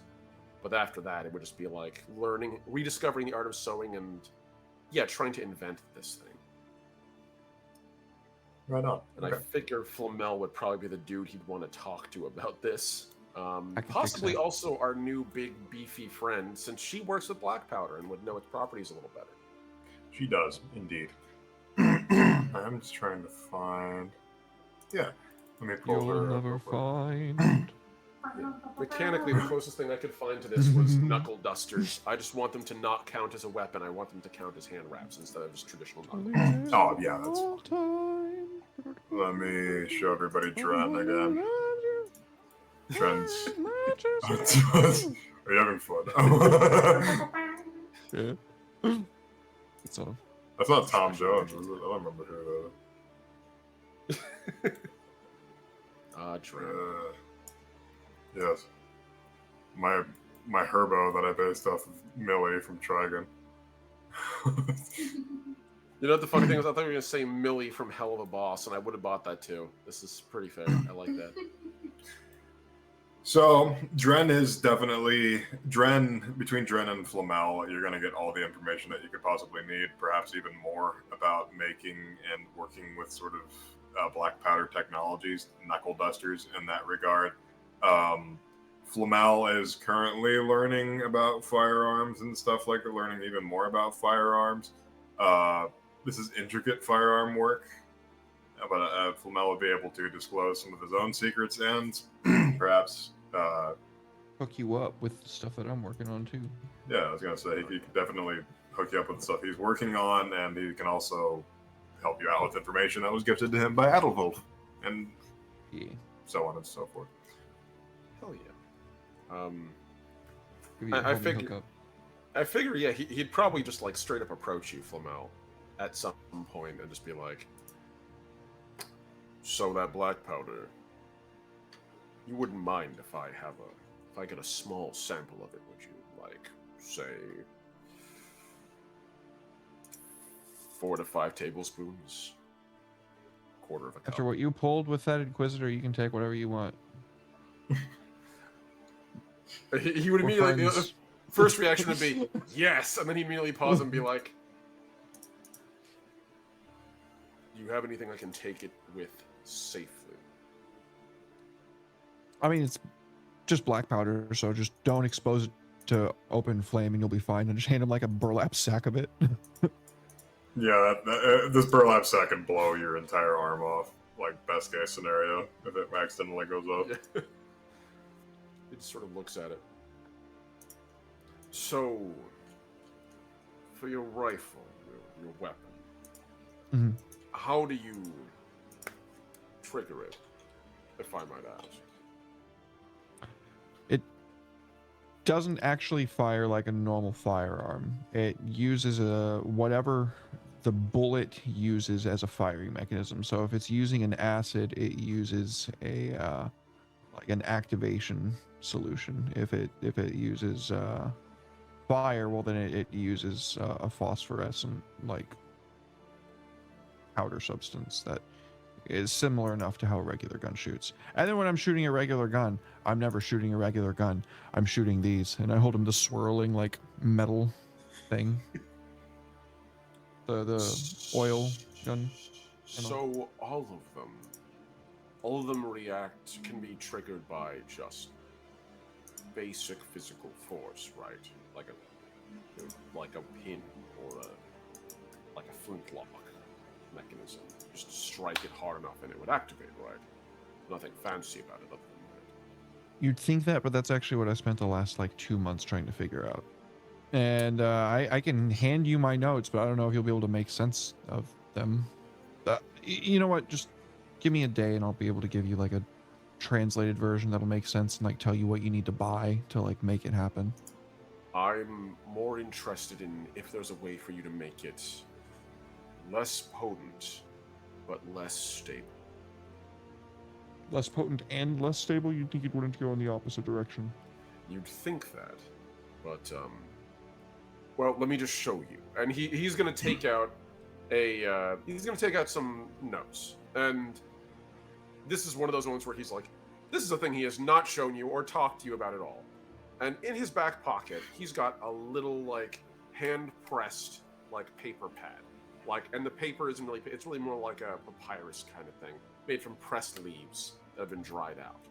And so he flips it open, and you can see inside are little charcoal sketches of various things. And the first like 5-6 pages are all like furniture, surprisingly well drawn, actually. But then he flips to the next one, and you can see he's basically like designed the mechanics of this, of how this works, of having like a cloth with like a little pocket and what looks like a spongy material. And when you look at the notes, you can actually see in the notes it's actually furniture padding. Like he's literally fitting these things in with the same sponging that he would use to like pad a chair. And he's figuring out whether or not he can make it so that these can sort of suck up the material and then use it on impact. And his fist would be the pin. And that way, that's why he wants it less powerful.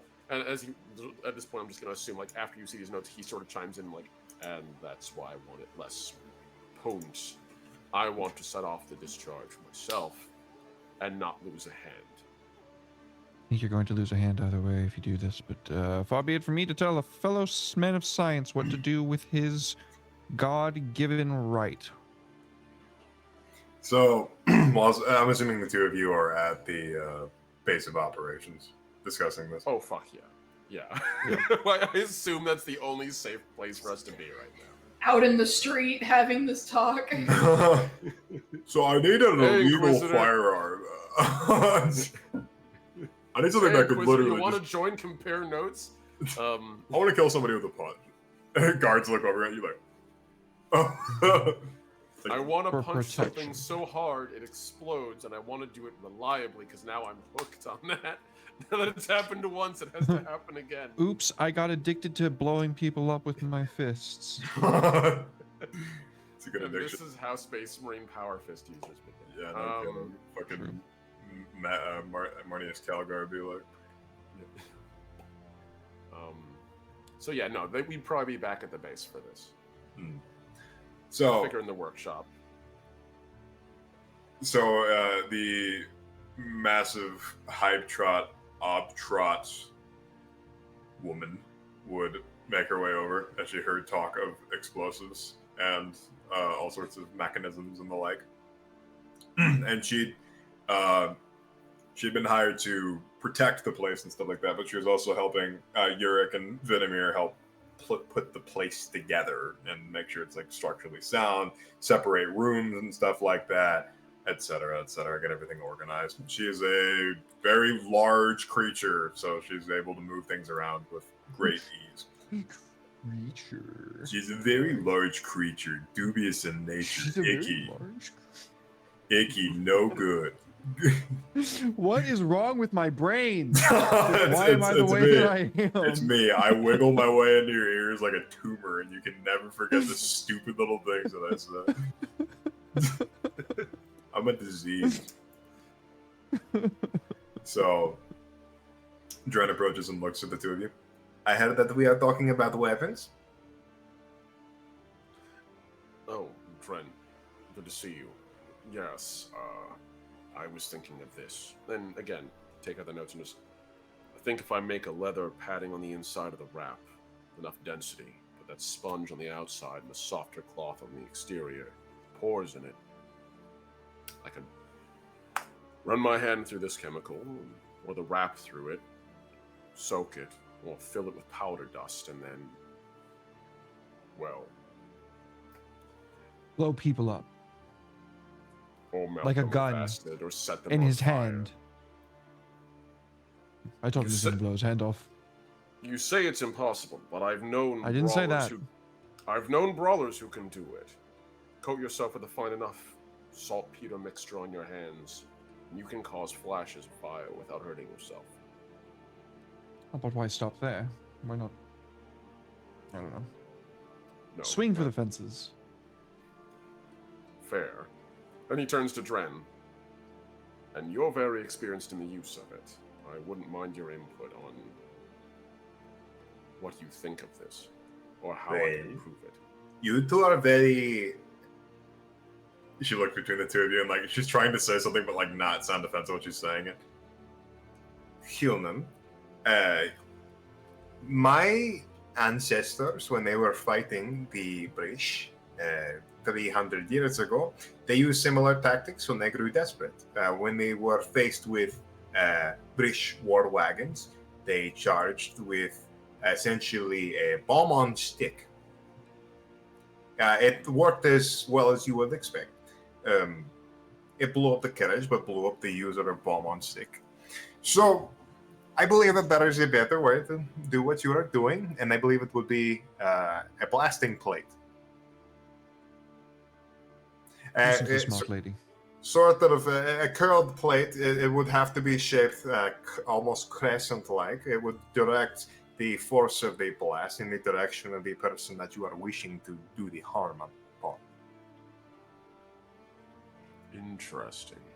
I'm trying to remember the human armor, the plate armor. There is a piece on the often on the pauldron and the breastplate that is shaped I don't remember what that's called. like a flower. I don't remember what it's called. What it's called though. It's down to Flamel. Thank you. The idea is to reflect and also catch. So whatever you're trying to hit, it will also aid in the punch. But it, like I said, it will direct the impact towards the receiver. There is no way to completely minimize damage dealt to oneself. Well, the good news is I'm pretty sure I can handle that part of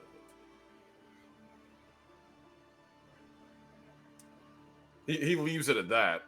Like, I don't feel like he needs to... I feel like at this point you guys have seen him literally hacked at with hatchets and swords and clawed at by actual, like, Cthulhian monsters, and actually survived the attacks, in some cases with, like, little more than red marks on his skin. He physically grows larger when he hulks out. Like, he actually is a barbarian. So, there's something with him that makes him damage resistant when he fights. So, he sort of just holds his hands out. It's just a matter of making it efficient. And I think that's a good way to go to it. I could probably cap the backs of those cushions with metal-like blasting plates, and that could do it. Direct it outward. That's a good point, Jaren. Thank you. She just Add nods. some extra mass into my knuckles, too. I am back He's to gonna work. start, like... Yeah, he's just gonna start, like, heading over to the sketch pad and just, like, quietly doodling new things. Cue 15, like, minutes later of, like, Iron Man-style montage of him, like, hammering out these little metal plates one by one. Yeah, the Home Depot like theme song is like playing over it. He's just wearing the orange apron and the hat. Yeah. I went to Home Depot and all I got were these 2 lethal weapons. Yeah, no, Oh, yeah. that's he would eventually, like, as a way of thank you, like, however much those materials cost, he would offer to pay for them by the way for Mel. Like, Don't worry about it. You saved my life. We're good. on that note, also, be careful coming over the fence. Mind the wire. The what? No, I'm just kidding. He would point out the fucking spike trap. I figure these things are literally like spring loaded, so when someone trips the wire, it goes from lying flat under the dirt to popping up and then them falling onto it. Because it is described as relying on a person's body momentum to impale them. So You're I just love absolutely the right. idea. Yeah, I just love the idea of him being like, yeah, I just put like 3-foot-long sharpened stakes, like wooden stakes, on springs all over the place. But at least I'm telling you where they are. So it just lets you know there's one by your door. Don't fuck with that. Wasn't planning on it. That would be him, buddy. Right on. It's excellent. Did we want to cut to a break? and Yeah, I then- can use a bio. Yeah. I'm down with Okay. that. I'm glad Flamel has been involved in almost everybody's. I am too, Yeah, because I so- just haven't been able to shut the fuck up this session, so it's nice that they keep talking. All right, folks, stick around. We'll be back in 5 to 10 minutes.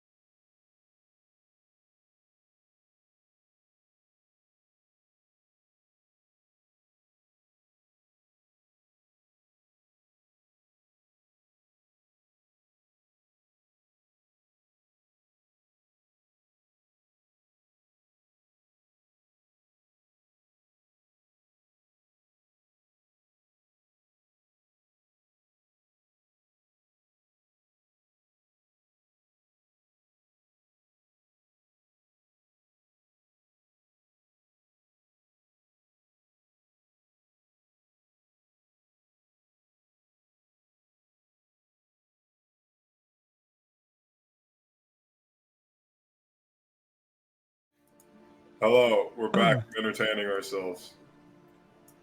Why does that sound wrong? It was very suggestive. That's all right. Okay, so trying to remember. So we left off on Renato's. Renato got himself some blasting hands. Blasting mitts. I don't know what you want to call them. I'm calling them alchemical hand wraps for now. So, basically, because that's what it is. They're sponge hand wraps on a leather base with metal caps between me and the sponge. So when I punch someone, they get an alchemical surprise of various levels of explosive. Bro, I love giving Or people alchemical surprises. That. Yo. That's my name in middle school. Alchemical surprise. Could you imagine being on the basketball court like, oh, then there goes alchemical surprise, going for the layup. Oh my god. Actually, that I sounds like a just fucking explode course. in fire. Oh, there you go. He spontaneously combusted again. Third time this week. What are they feeding those boys? Okay. So rotating back around, and I think Flamel was the one that started. All right. So, Am I done with making guns for the organization? I gotta say, yeah, you by the end of the time required to make these weapons, I'd say it takes a good span, probably every bit of 4 months, getting a proper like station set up, making enough money to be able to making enough money off of selling out chemical supplies underground in order to fund like a gunsmithing area for the base. Yeah, it would take every bit of 4 months and then to put the weapons together, especially. It would take longer if you weren't doing it with help, obviously. You have Urinin, you have. Okay. While all of this is going on in this 4-month period, I think it'd be fair to say that I could probably, maybe get some people to do some things for me, like how I've helped out some of my party members. Maybe I can lean on them. Yeah. I need Kaya to make a contact with me, with someone for me. Really? Yeah.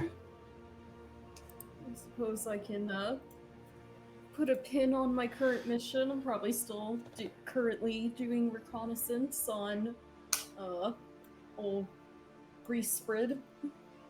I need you to get in contact with like an arms dealer that's involved with conflicts far away from here, so I can start selling them. Find one, or you know? Yeah, I need to find. No, I don't. I need you to find me one so I can start selling them, so that I can move into phase 2 of my master plan, which is contingent on your success or failure, I suppose. But yeah, so just no pressure. Don't fuck it up. Plan Z. I love Plan Z. Kaya doesn't care whether she fails or not, because she's more focused on her mission, but she's like, yeah, I'll keep an ear out. Oh, come on. I gave you like free weapon stuff. Come on. I'm not gonna say she's not gonna try. I'm just like you being like, come on, this is everything depends on you. She's just like, yeah, okay. I'll see what I can do. Oh. So I'm thinking another society check. Mm-hmm. See how well you roll. That was almost a 1. Oh my god. I almost didn't care, but then I was like, yeah, no, I'll put a little effort into this. Okay. Okay, so you know people that know people. Calcivois knows a person who knows a guy. So climbing up that ladder, it's going to take you about a week to get in contact with the right people. But the specifications, I believe, were finding an arms dealer that makes weaponry for conflicts away from freedom. Not makes, trades. I don't want somebody that makes something. Oh, you're looking for somebody, a buyer. I want an arms dealer, yes. It just so happens that there is a conflict going on in Tirgan-Ri. So supplying one side of the army, which would there is a rebellious force in Tirgan-Ri fighting against the Davish, who are trying to expand into land that is rightfully theirs, quote unquote. So supplying one side or the other, the Davish can pay you more. Tirgan-Ri would not be able to offer so much in return, but they would be grateful and they would give you favors that they aren't sure they'd ever be able to cash back. There's a morally upright thing to do, and there's the thing that'll advance your face to like a rocket fuel.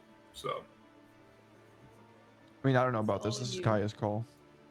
No, she'll tell you like, hey, I found a few options. Tell me which one you want me to pursue. Well, we need money, but I don't want to. Explain the geopolitical ramifications if I armed the insurgents here. So arming Tirgan-Ri, they are not a very They're not. I don't want to say advanced. That's not the correct word for it. They're not technologically caught up with humanity, so to say.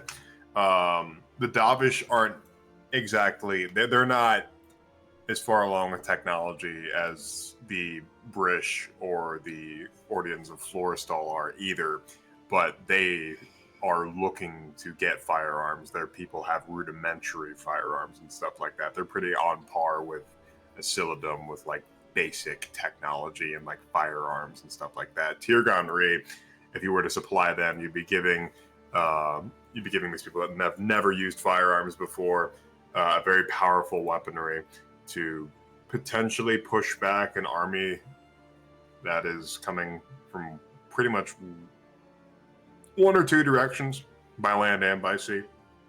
But is it like a war of aggression?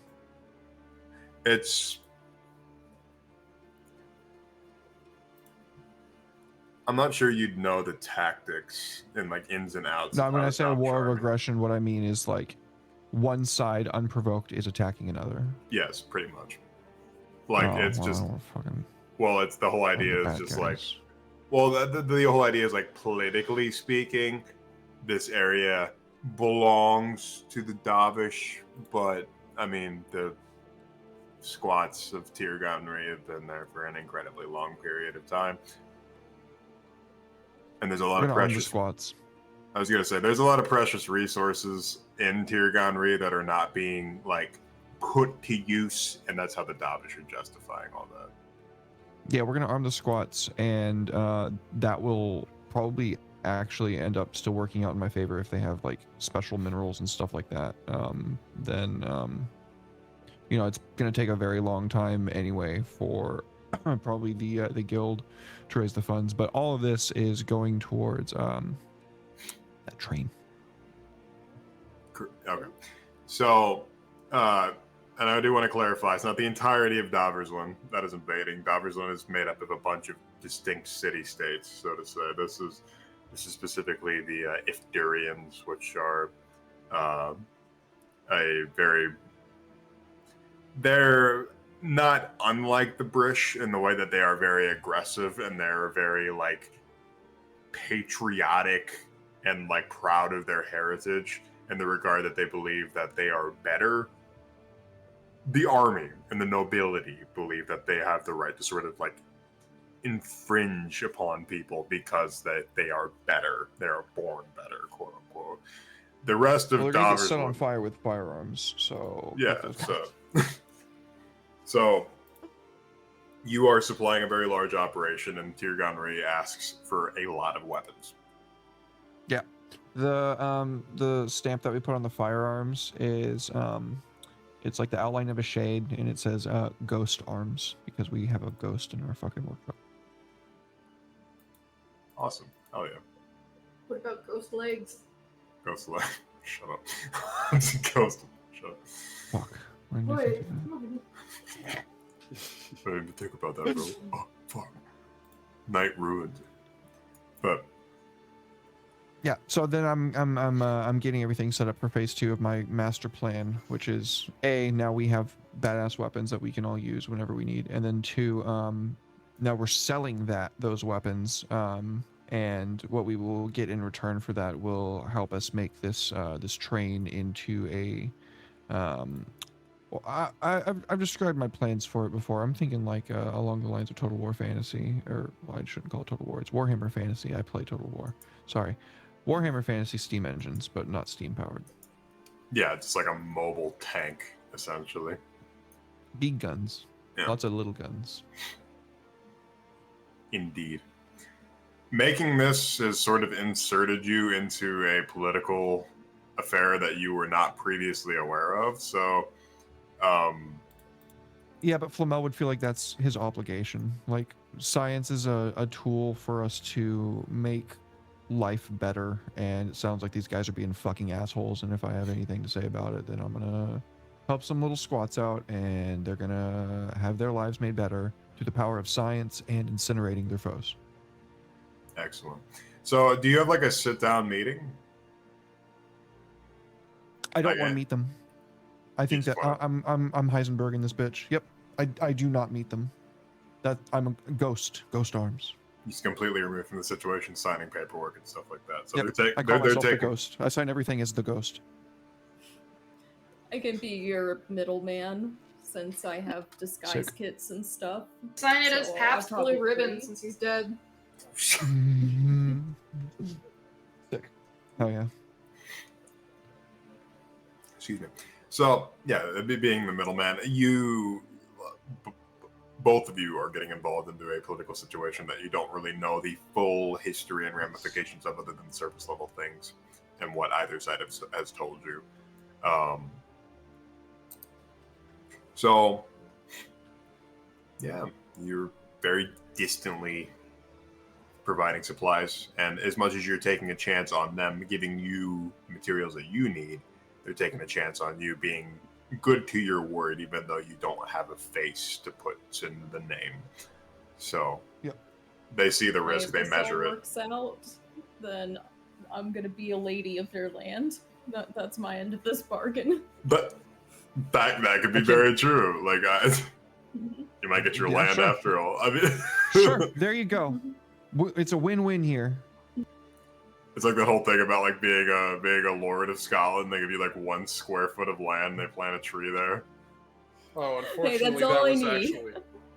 I wish that was true. Apparently, that's a scam. Unfortunately. Damn it! Oh man, I know it makes me super sad. Anyway, continue. dumb. I hate Scotland. Hey, don't say that. I love Scotland. No, I'm just kidding. Scotland's alright. They're not as cool as Ireland though. I think that Andy would fucking eat you alive. I'm a 3rd generation Irish American. I could be Irish and be proud of it. No, not because of that. Because he's Scottish and proud. How good for him, I guess. I don't know. I'm American and ashamed. But let's okay, so Flamel has done his political insurgent. Arming insurgents, right on. Who is Yay. next? I guess that would be Evelyn. Yeah, that was me. Yeah, so what do you... So we're continuing with your lead, correct? Yes, that was correct.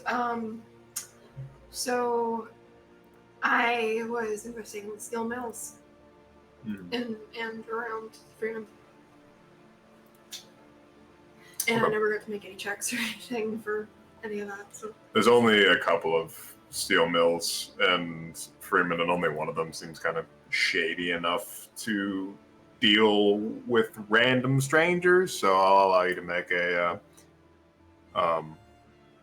sort of check to people find this mill, see who's like the people most, find. find people that are important at this mill.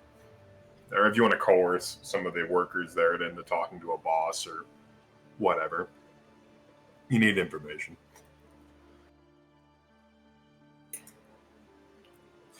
I know Thank you, what I'll Morgan. do. I am going to. I'm going to use my underworld lore with my lead. and maybe see if I can't find amongst my contacts somebody who would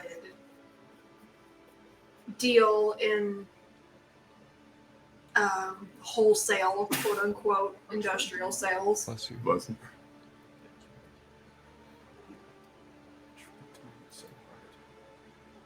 No! Ooh. I'm gonna use a hero point. I'm so Oh. sad that hovered on a 19.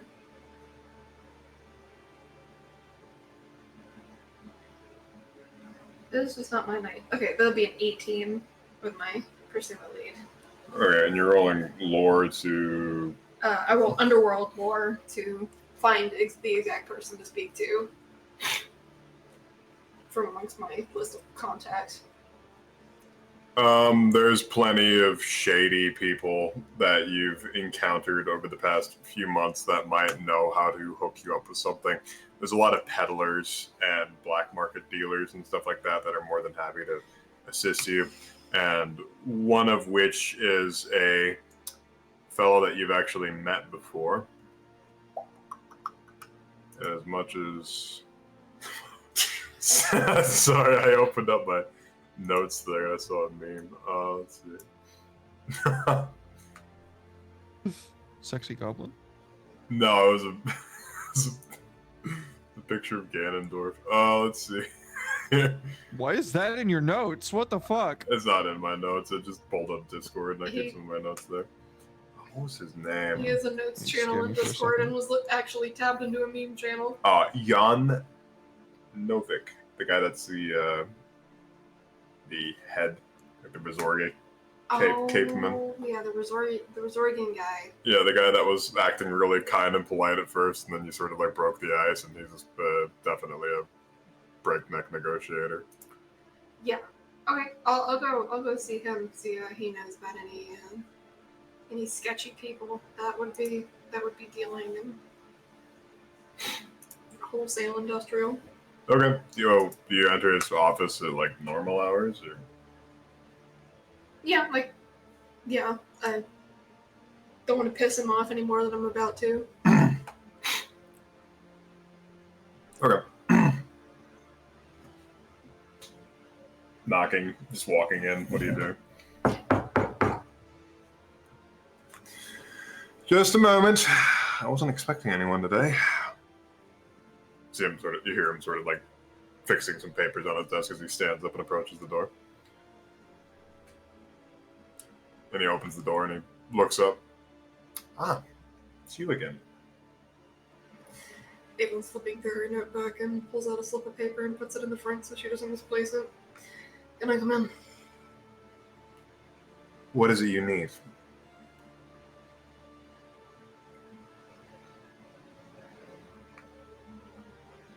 There's a lot of different ways to answer that question. Can I just come in?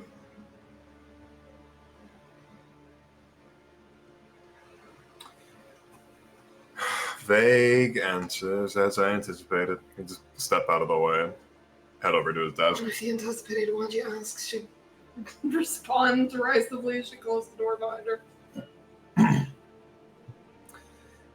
Have a seat. He'd go and sit down at his desk. He wouldn't offer you coffee or tea or anything. He'd just sit himself down. Clearly, I'm not good enough for refreshments. I see how it is. Not after your last encounter. He's going to interweave his fingers and just sort of rest his elbows on the desk and Have lean you know toward that I you. proved myself as a shrewd business partner? That doesn't mean he likes that. Obviously, he likes taking advantage of people. So, he leans forward. I'm listening.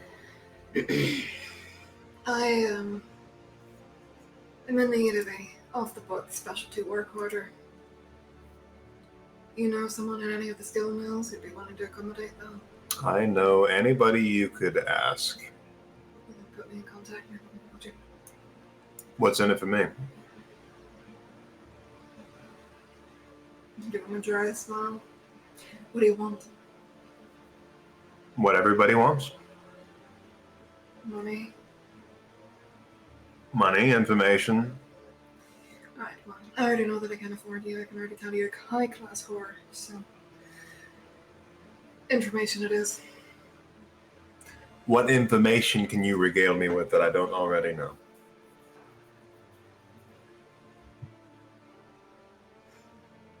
She's gonna be contemplating that for a minute, trying to figure out what was appropriate to reveal. And He takes out his spectacles from his breast pocket and places them on his nose, and he starts going through paperwork like he's just trying to show that he's not very interested in the whole endeavor.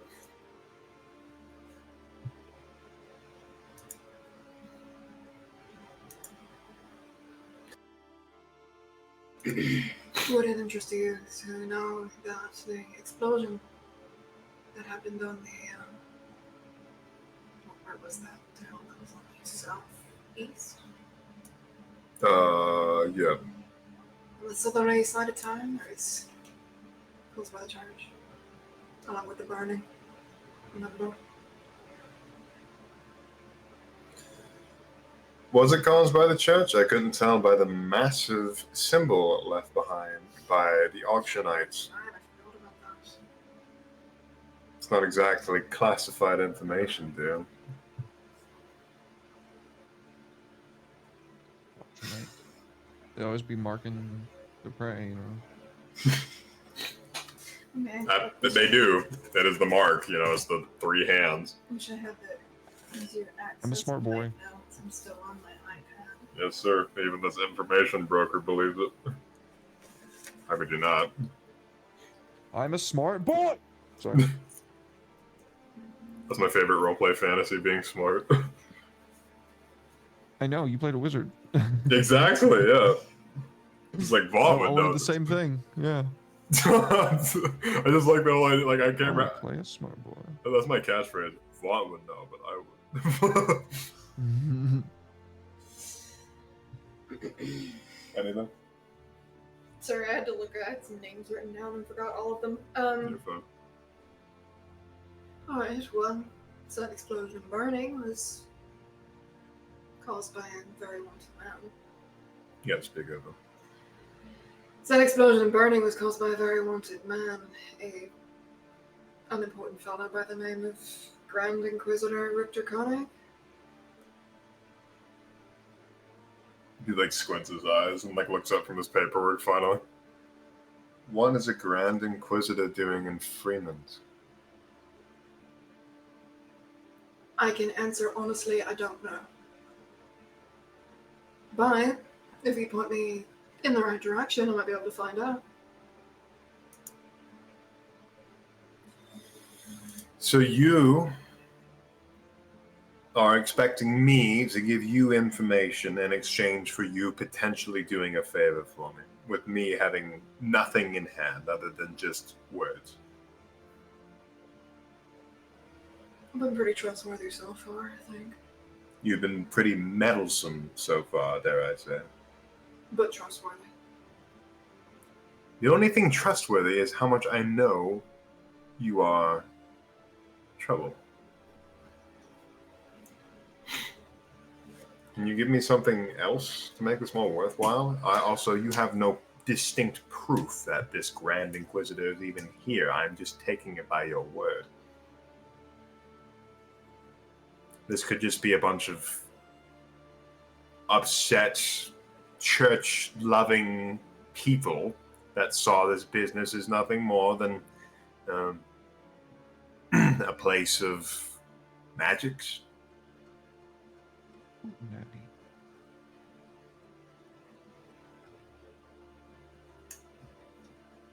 It's not unheard of.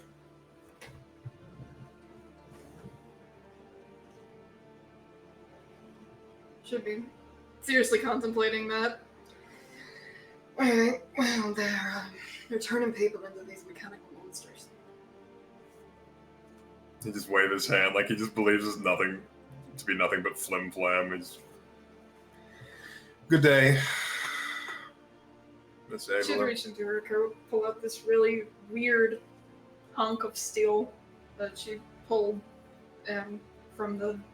And I'll say it's like something noticeable, like part of the jaw or part of the hand. And I'm willing to make some type of check to convince him. This would be a diplomacy check, and I give you a +1 circumstance bonus.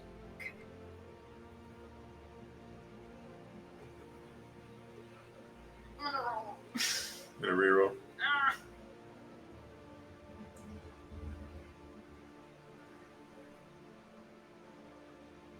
Oh, that was so close to a natural 20. No, that was gonna be a natural 20. I hate this app. Ugh. Don't hate the app, hate the die. First. Interesting prosthetic you have there.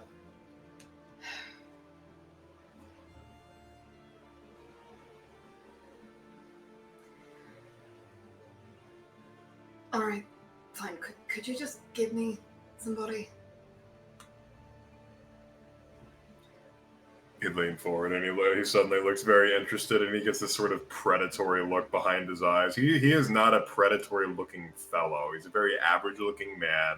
He dresses very sharply, nice slicked hair, just average looking. He looks like he'd be a businessman or somebody that works at some sort of, like, maybe even down at the press, you know.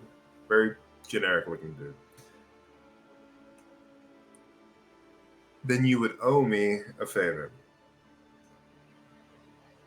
To be determined at a later date, I'm sure. And the size of that favor is entirely up to me to decide. Classic. She kind of like whispers under her breath, like she knows this is gonna bite her in the ass in a really bad way when it comes around to pay the piper. But she doesn't have a choice.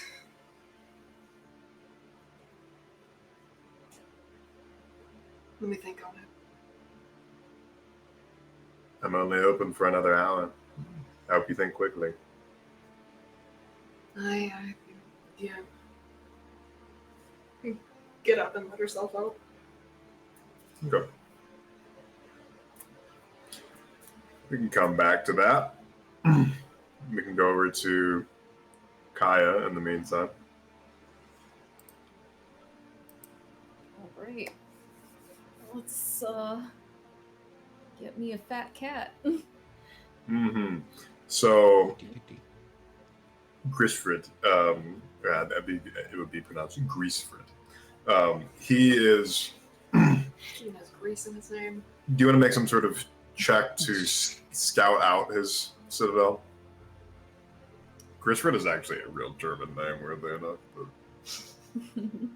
kind of worked out like that. Trying to think what would make the most sense. A perception check would be applicable. Okay, I can roll with that. Oh, it's not letting me click on it. Oh no, wait, I'm looking at initiative. Never mind. It's not terrible. Let's see, 17. Okay. So you're able to sort of scout out this citadel. It is exactly what the peasant woman, common rattler, said. It looks like it's just a bombed out, not a bombed out, but just sort of like ruins, and then they started stacking more things on top of it, and they sort of shaped it. It's interesting. It's like the modern day equivalent of like when you get in a car wreck and you can't find the correct part to replace it, so you get another part to replace it. It looks interesting. It's not exactly like cool or ugly. It's just strange to look at. It's fetch. I mean, it certainly draws the eye, but you know that there's.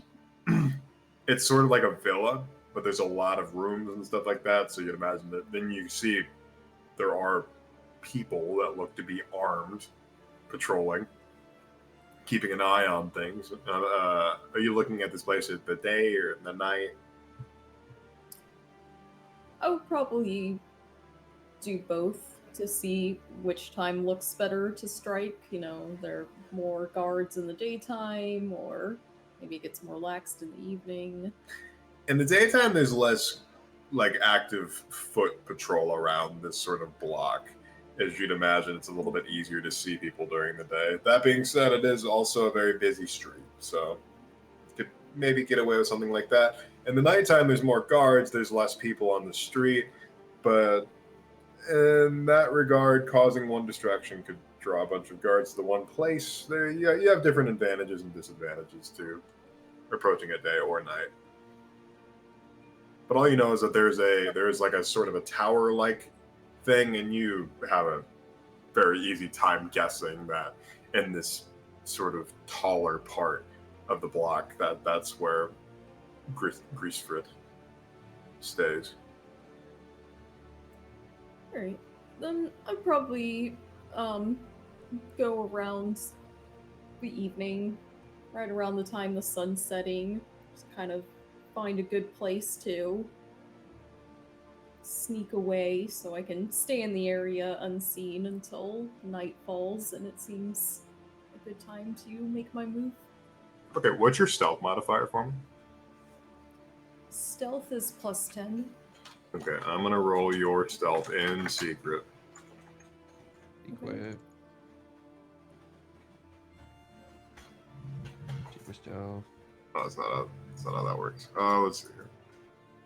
Private. Perfect. Roll. Go. Okay. So you begin to sneak onto the premises. You slip past a guard that looks rather unassuming. He's sort of leaning against a wall, lighting up a cigarette. You just sort of get past him while he's between sparking up his faulty lighter.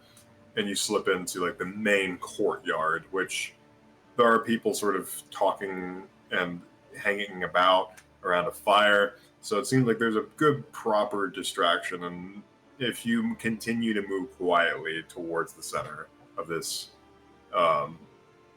villa, for lack of better terms, you can start finding doorways and perhaps making your way to this high building.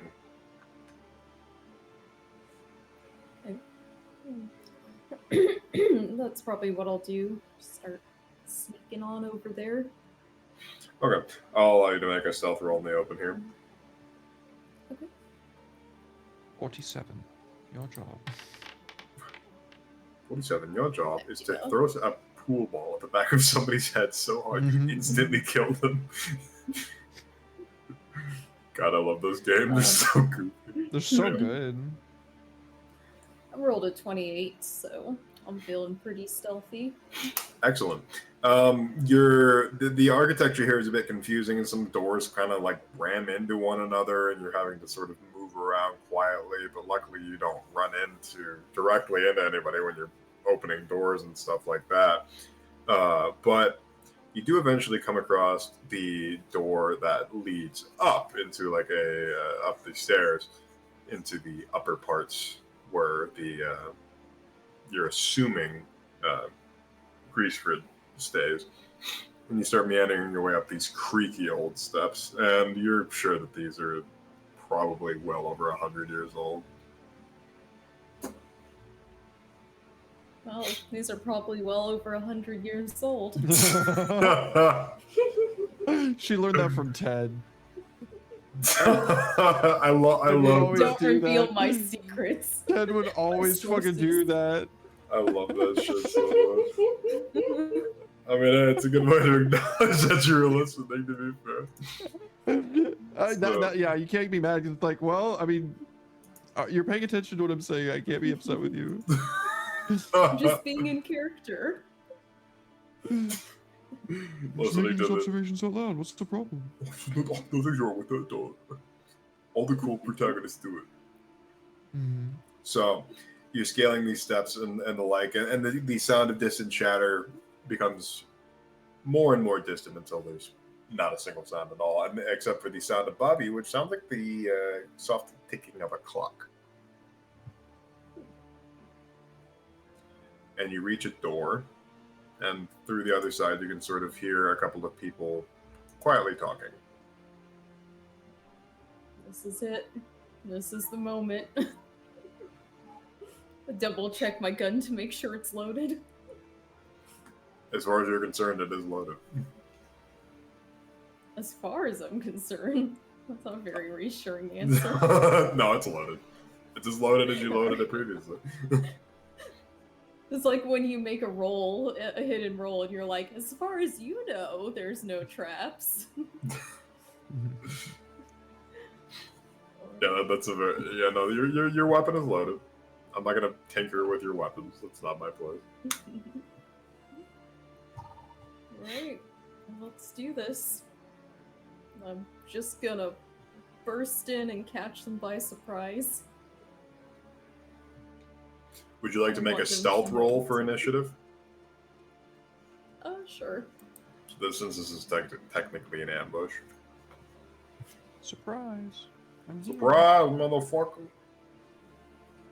Okay. I believe you have to do something on your end before I can roll initiative. Oh yeah, that's right. Or I have can to- just make a regular stealth roll since. I can begin the encounter. Okay. Alright. I'm not So- trying to be quite as stealthy this time. I'm gonna make a couple of private rolls to see how their stuff turns out here.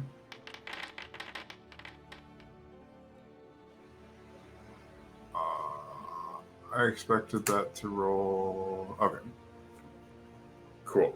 They're definitely going after you.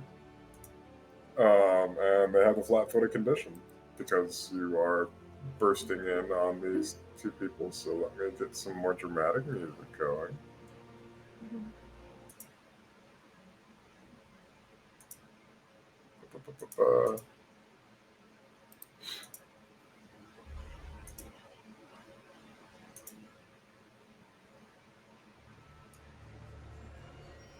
There we go. Okay.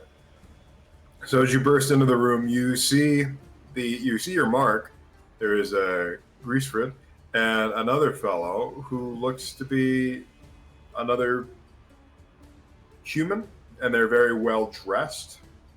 They're wearing a suit. They've taken off their like outer coat and their hat and the like, and they look incredibly startled at the fact that you sort of just fling yourself into the room, considering that this place is so heavily guarded. Not today! Hmm. So you have them flat-footed. What would you like to do? I burst in, I yell, not today, and then I'm gonna shoot at Griesfried. Well, me. Just going for it, like I said.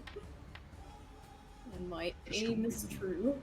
Given it. Righteous. Let's see here. I need to check something real quick. Let me. Was he counting coins? So. Say yes for Natalie's sake. You can be like, there's a couple of coins on the table. Will that satisfy you? Handful on the corner. Yeah, there's That's there's all some Kaya money. needs. There's some money on the table, and there's obviously some sort of contract being exchanged and the like. So you busted out on a dirty deal, as far as you say. So you feel very justified in this endeavor. Not quite as grandiose as I had been expecting, but that's all the 3 coins in the corner of the table is all the justification. Jesus Christ. Kaya is a interesting character. Okay, so you shoot at him, and I believe you're going to hit. I don't see any reason why you wouldn't. Yeah, you hit. So go ahead and roll damage.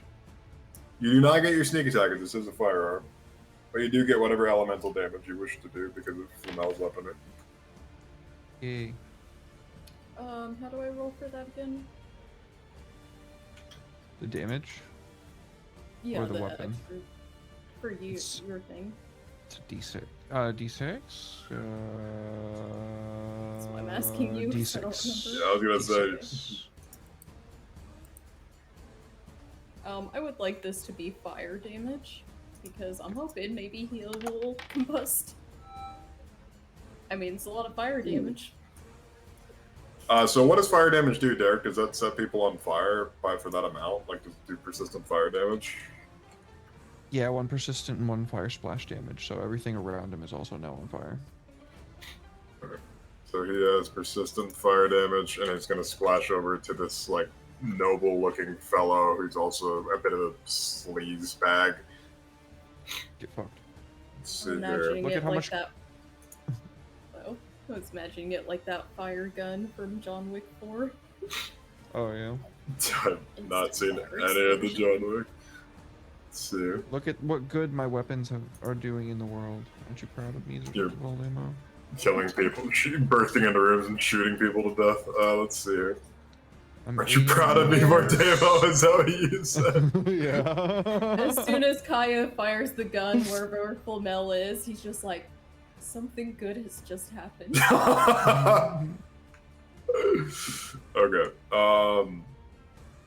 So what is what is the splash damage, Derek? 1. Oh, just 1. Okay. So this fellow that you burst into the room, they shoot up out of their chairs, and as he shoots up out of his chair, you shoot him in the chest. And you see this explosion of fire, and he sort of like throws his hands up in absolute shock as he catches fire, and the gentleman next to him seems to catch fire as well. And a lot of the paperwork on the desk just gets caught up in this fiery blast, and it starts like, yeah, if you have ever thrown paper in a fire, it starts like lifting up and carrying away with its own weight. Huh. Oh, no, That's your I'm first burning the attack. Evidence of them being bad people. Oh, I mean, um, it's an explosion of fire. Like I said, that was your first attack, so. I know he's on fire, but besides that, how's he looking? Is he on death's doorstep, or is he just annoyed and on fire? This guy isn't just a grease ball. If he was a grease ball, he would immediately, like, spontaneously combust. But Yes. he seems like the kind of person that didn't get to the top by being smart. He's definitely the bullying, extortionist, musclehead kind of guy. So it's going to take more than just a shot or two from your weapon to put him down. He seems pretty durable. Well, let's give it another try then. Oh, that was almost a 17. I think you still got hero points, don't you? You haven't really used any of them. It's true. I guess it probably makes sense to reroll that one instead of waiting till the next one. Oh, come on! The same exact number. Another almost 17. Okay, that's your second attack.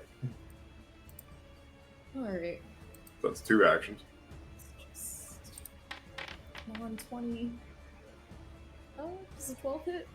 No, 12 is not going to hit him. He's shot by the first one, and he immediately sort of like hops up out of his chair, and you see him like roll over the back of his chair to take cover as the next 2 shots just come and hit the wall and set the wallpaper ablaze. Alright. Well, that was all my actions, so let's hope this doesn't backfire on me. I mean, you did set his back on fire. So But sorry. Mm. The noble person is just sort of like faffing about and like trying to extinguish the flames that have swallowed his woolen coat. He seems uninvolved in the fight otherwise. This fellow that you're attacking, however, he's attempting to put himself out as well, but he is going to take a pistol attack against you. It's shooty time. I'll roll in public because this is probably I think this is one of the first rolls I've made this session, so it's going to be a natural 20. Nope. No, but pretty close. But it is gonna hit. Pretty close. Okay. It might be a crit anyways because this is Pathfinder. Yeah, what's your AC? 21. Nah. All right, Demosh. I've been shot. Mm. All right, you're gonna take 6 damage. That's not as bad as it could be. And he's going to take another shot with his pistol. He's also singled you out, so this is his 3rd and final action. I'm the only person here. Okay, so we'll single out is a thing he can do. So. Oh no, I figured. I was just like, Yeah, I just- makes sense he'd be doing that. So let's see. I don't think a 15 is going to hit you. Nope. Okay, the first shot hits you, grazes your shoulder, and does 6 damage. You can feel the sort of burning as this bullet just tears right through. No, it's only fueling my desire to finish them. And the Grease Frid is Grease Freed. Greasy boy. Greasy boy. Greasefred is like trying to find a semblance of cover, like getting behind this table or like a chair and stuff like that, and he's just sort of yelling at you. What is it you think you're doing? He's like, yeah, and he keeps calling for the guards to come and help him, but he's a little bit too high up for the guards to properly hear him, even if his voice is like boomingly loud. It's your turn again. Oh, I gotta check and see if he keeps his persistent damage. So let's make a flat check. 15 or higher, it ends. It ends. He detected damage. While he's patting the fire off of him, I walk up and I kick the chair he's hiding behind him out of the way. I point my pistol right at him and I say, "You know why I'm here," and pull the trigger.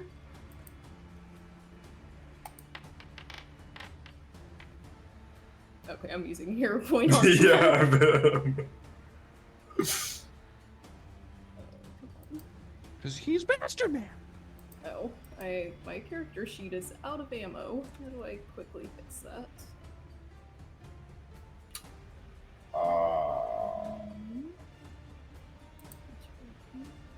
You just add more ammo. I mean, I don't yes. see how, 'cause when I click on the drop-down box, it just says no ammo. There's no Look at option you. to add more. Look at ammo real It quick. won't let me roll. Is that Ammo. something to keep an eye on? Yeah, I gotta like give you ammo. Yep. It's been 4 months. I've definitely bought more ammo before coming here. Oh, I know. Ammunition. Just regular ammunition, if I remember. Well, actually, this would be the. What's that called? That's not. Is it called explosive ammunition? Alchemist fire. That's what it is. It's alchemist fire ammunition. Oh. Flaming ammunition. But Dragon's Breath sounds cooler. And it's also what it's called in real life. So I would Right. like to call it that. I'm just trying to find the actual. At least we have the concept of dragons in this setting, even if we've never seen one. Right. Dragons are a term of, for like just weird, mythical, magical creatures that aren't really seen anymore. But you can shoot mythical fire at your enemies with this ammo. Absolutely. Just go ahead and roll to see if you hit, and then we'll go from there. Let's try to figure out how to actually. It won't give let you- me. When I click on it, it says no ammunition is assigned. Trying to find the. I don't even remember Should be able how to I go added to ammunition. inventory. Yeah, if you go to your inventory page, you should be able to add it if you just go to. It should be under consumables, I believe. Okay. Yeah, just press the little plus button, and then you're gonna actually no little search button. Then you're just gonna look for like arrows, or in this case, are you using a crossbow or a bow? No, I'm using some type of. You're using a revolver, so it should be. Pistol. Should just be bullet, or something along those lines. Oh, just it'd be rounds, is what it is. Rounds. So you just need Rounds, rounds so- for your pistol. And should be just choose the one that your weapon is, and then. Yeah, just add use that to your, rounds. What kind of pistol do you have? I have a small revolver. So we'll go with rounds. Probably just. Yeah, rounds, pistol, or Yeah. something or other.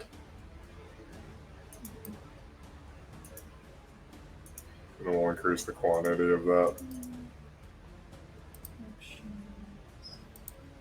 Okay, no, you Okay, I should be got able to it. make the attack. Sick. Yes. Sorry, I didn't realize it was like actually keeping tabs of that. And are you kidding me? All of that. You got any hero points left? that was my last one. I just used to re-roll that.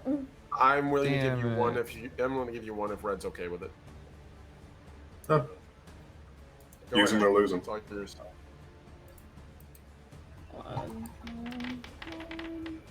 Alright.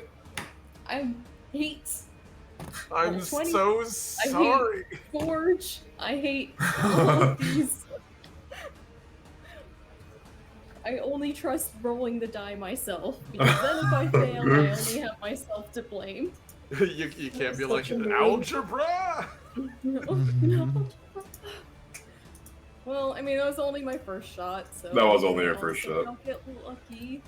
Yeah, so you kick over the chair, you try to shoot at him, and he, like, dives out of the way. I'll give you another hero point. I want to see this happen. I'm invested. Do it. I The believe last in one, you. though. There you go. Let's It's, go. it's better, but it's not enough. Yeah. Fuck. Damn. Look up, that is your second attack. Mm.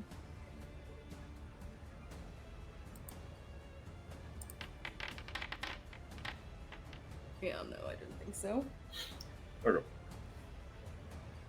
So this fellow's a bit more slippery than you would have liked to admit, and he's sort of just moving around, and he doesn't even care at the fact that the noble fellow is on fire. He's sort of like ducking and pretty much using him as cover for a bit as he gets over and around.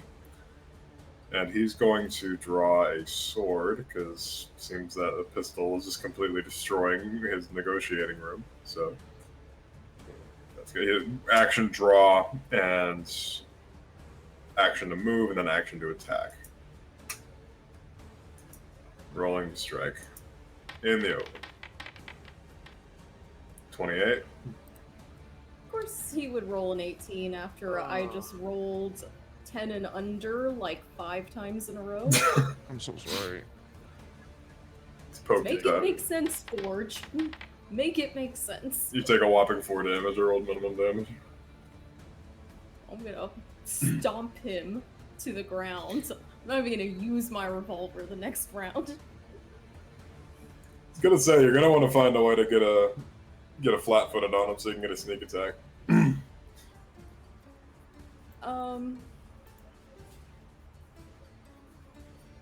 actually might have a way Giving up to that do sneak attack really seems to be backfiring a lot. Yeah, but my daggers do shit damage if and when I'm getting the sneak attack. What other weapon proficiencies do you have? It's not the time to worry about that right now. I can't switch my weapons out. Well, your dagger does a d4 plus 4 piercing. I don't think it's ever added the plus 4 to it. It should. Also, that's on top of if you get him flat-footed some way, shape, or form. You can also do another. I don't remember what it's called. I think it might just be called sneak attack in this game. It might be called trick attack. I don't remember. I'll look it up. Yeah. No worries. No, let's see. Actually, Surprise I don't think I have attack. anything. Well, get them flat-footed. That's not. No, it is sneak attack. Never mind. Let's see. There are ways you can get them flat-footed. So when you attack with the finesse, okay. Well, you can always try to feint, which is a deception check. That's a surefire way to get off a flat foot. Just a deception check against his real DC, I believe.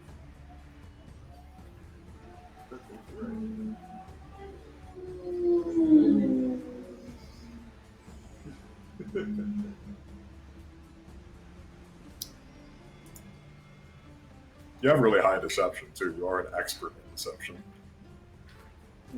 It's still his turn, isn't it? No, it's He yours. went once. Oh, Well, he so used an it's- action to draw, an action to move in, and then an action to attack. Oh, okay, gotcha. Yeah, I'll do. I don't know how to do a feint, but I will. You just roll a deception check. Yeah. Deception check against your opponent's perception DC. Oh, it's perception. Okay. It's perception. Oh, it's perception, not. Yeah. No, you do your deception versus their perception. Yeah, so Okay. you're fine. Surprise, let me see. surprise, another 10. It's a 19 though after the mob. That's pretty spicy. Or it was a 9 that I rolled, but yeah. Yep. You feint him, so he does have flat-footed against your next attack. Yeah, Alright. because I just lunge at him with my dagger.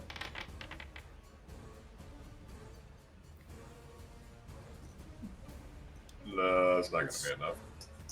hold on. Yeah. Doesn't flat-footed also give a negative to AC? Negative to AC, yes, but that's still not enough.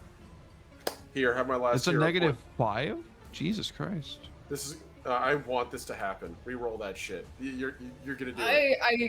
I have 0 expectations that even with this reroll anything's going to happen. Case in point. I'm so sorry. If you would like to roll physical dice, it seems the digital realm is not in your I favor would today. really prefer to. Please because, roll physical like, dice. that's I don't so want your annoying fun to when be it does ruined that. by fucking. I'm sorry. There's no way in real life I would roll that many like 6s and. Oh man, I'm not You- opposed You'd to be failing skill surprised. checks in general, but like always failing skill checks, not fun at all. Oh yeah, no. I've only hit him once. I've only hit him once. You did a good chunk of damage on the one time you did hit, though, so you're not. This isn't an uphill battle. 17. 17 plus. 17 plus whatever. Plus 10. Is the bit is yeah. Well, plus. Well, what's your attack modifier? So I get his plus 10. It says plus 10. It's yeah. 27. That hits. And he's also flat-footed, so you get your. So it'll be. Critical, right? No, it wouldn't be a critical. It'd be a. Let's see. Oh, I rolled the wrong thing then. That's right. Just click damage. Well, actually, you rolled a. Yeah, just re-roll damage. It's fine. It's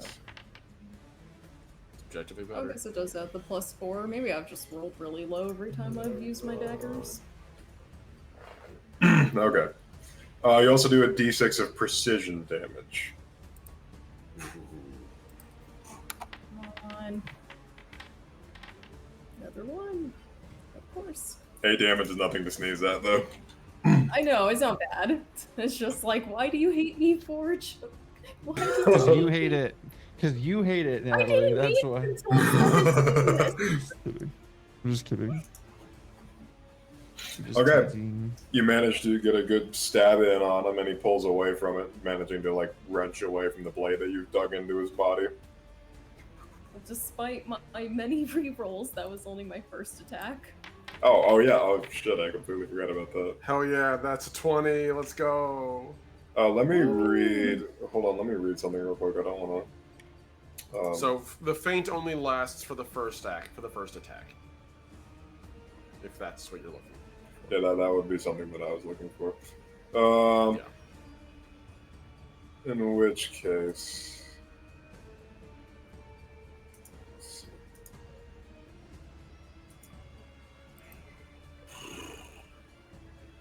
I'll let you have it.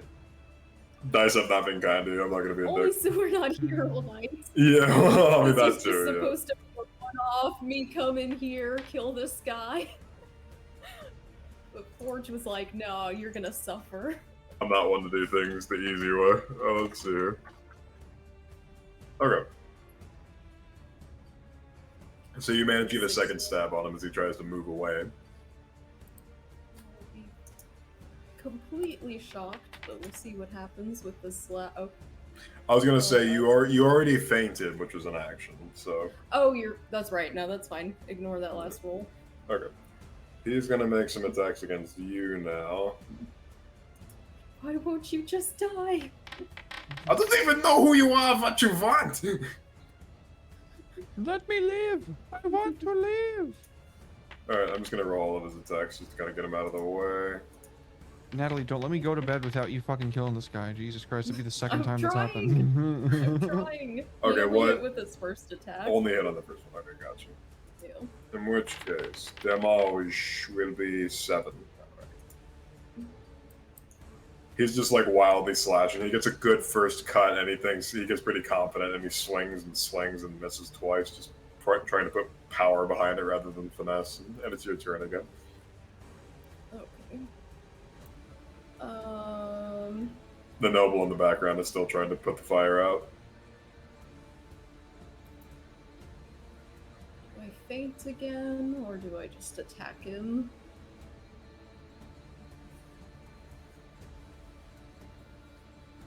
It's an extra d6, or you could just try to get 3 attacks in. But this guy does have a high AC. I mean, Yeah, I guess I'll feint. It's probably my best option. Oh, now you give me a nat 20 when I don't. well, I hate you, Forged.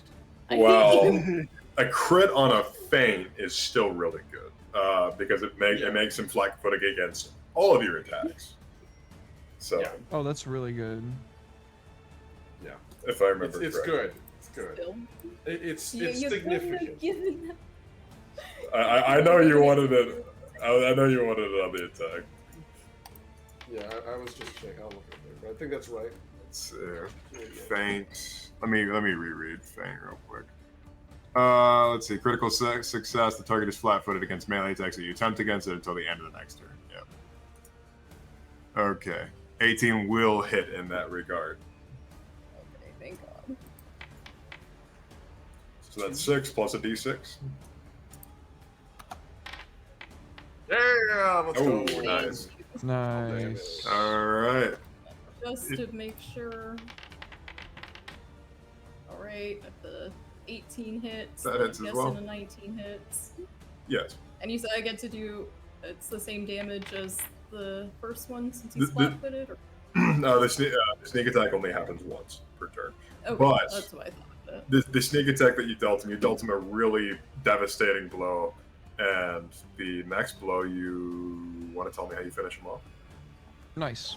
God. Oh yeah. Well, he's probably scrambling around the room on all fours while my revolver keeps jamming, which is how I'm gonna justify me taking so long. It's like every time I go to shoot him, it's just like click and it slips and doesn't The fire. And I'm just like, It's experimental ammunition. It like welded the fucking the hammer to the gun. so finally I just throw the pistol aside, pull out 2 daggers, and then I just jump on the guy and rolling around so I try and stab him. And finally I stab his shoulder into the ground to hold him in place.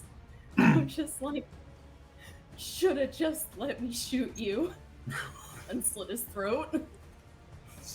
So can I chime in with a fun little fact that you might find entertaining, Red and Natalie? Yes. Sneak attack isn't once per turn. It's if they're flat-footed, period. So if you Oh, get a okay. crit Are on a you thing, you sure? just get to keep... I'm reading it, quote. If you strike a creature that has the flat-footed condition with an agile or finesse melee weapon, or an agile or finesse unarmed attack, or a ranged weapon attack, or a ranged unarmed attack, you deal an extra 1d6 precision damage, period. For a ranged attack with a thrown melee weapon, the weapon must also be finesse or agile. It says nothing about a number of times. You get to just keep fucking stabbing. Okay. Just curious to see what the That's extra really good. damages I would deal. Oh, Alright, 5 I should damage. Pathfinder. yeah, jeez. So I Let's talk stab about him an extra overkill. time. I was gonna say that's So 9 note point to damage of self, overkill. rogues are fucking sick. Rogues are fucking insane. Yet again, oh wow, everybody's shocked that rogues are insane in Pathfinder too. Right on. That's awesome. Yeah, and in which case that crit on the feint was really clutch. So Yeah, that's why the crit is so valuable, really. It's so that the rogues get like the perma stabs. crits are valuable anywhere in this game, I tell you. At least Forge threw me a little bone there at the end after making me work for it. after being Made you work brutalized. for it. Made you dance. So he's finished. He's done. You've cut him to ribbons, and this noble fellow is sort of just like cowering and clutching at his coat that has just been burned, and he's like trying to scramble his way out of the room as he watches on I go horror. up and I kick him over so he's on his back. I pull my knife out. I get on top of him. I'm leaning over him, and I go, "Tell everyone what you saw here today." And then I carve a K into the side of his cheek. and Damn. like dash off into the night. Jesus. That's it. Cut to Omni. Hell yeah, that's awesome. Good shit. Good shit. You definitely developed a reputation. Right. I do need to go to bed They now. call Though. me Kay. So I love you guys. I will see you all very soon. Wednesday, if I'm not mistaken. Yeah. Believe so. Yeah. Sick. All right. I'll see y'all then. I'm sorry for just having to scoot, but it is like quite past my bedtime, to be honest with you. I wanted to see the end of what Natalie was doing. You're fine, man. I totally understand. I appreciate you. Love you guys. Good night. Hi. Good night, pal. Okay, over to Omnis, and we'll wrap the session on Omni stuff. So, Omni, you are inventing a camera, but with your fist. Yeah, yeah, pretty much. Flash. I would say flash powder, but this is actually not for light. It's for fucking killing people. So This is a weapon in a video game. They call it flash photography. I feel like this is some weapon that would be like in some over the top fighting. This is like a Tekken weapon. This is a This is like Borderlands Jack's weapon. two fists. Yeah, exactly.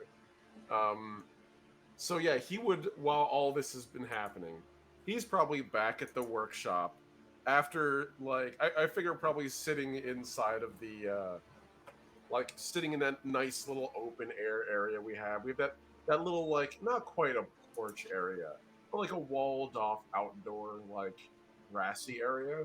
And he's probably pulled a table out there and keeping an eye on the, like, spike trap with the wire there, just to make sure to point out in case anybody's walking by, like, hey, don't kill yourself on that. He's probably been doing that for the past, like, couple of days after he's installed them, until everyone gets used to the fact that they're there and they shouldn't be.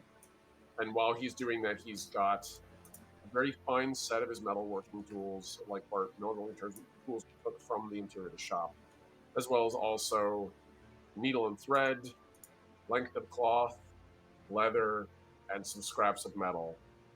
And he's just going to steadily and aggressively work on this project. And he's going to do this as a matter of pure focus. This is him going back to his roots. And in the same way he used to make weapons for a certain nation, he now is making something for himself. Right on. I'm trying to think where to intervene there with roleplay. I figure this would probably be a skill challenge of some kind. Yeah, if you want to make a check. Hell yeah. So let's make some checks on crafting, because that feels like the smart move. Okay, so we're gonna start off with this. Come on, buddy. Okay, so 16 to start. Okay. 16 is a good start. You are prototyping a weapon that is not necessarily something that's been done before. There's like similar ideas, but nothing to this extent. Nobody's put forth this amount of effort into making this specifically.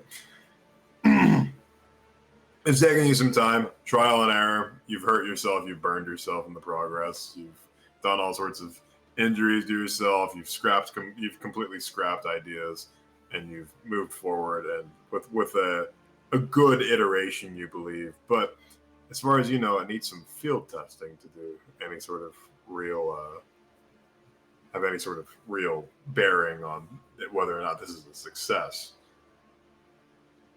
But I feel like you have your item. Go ahead. I was gonna say you have your item for now. Okay. So it is a functioning weapon. You know it will work.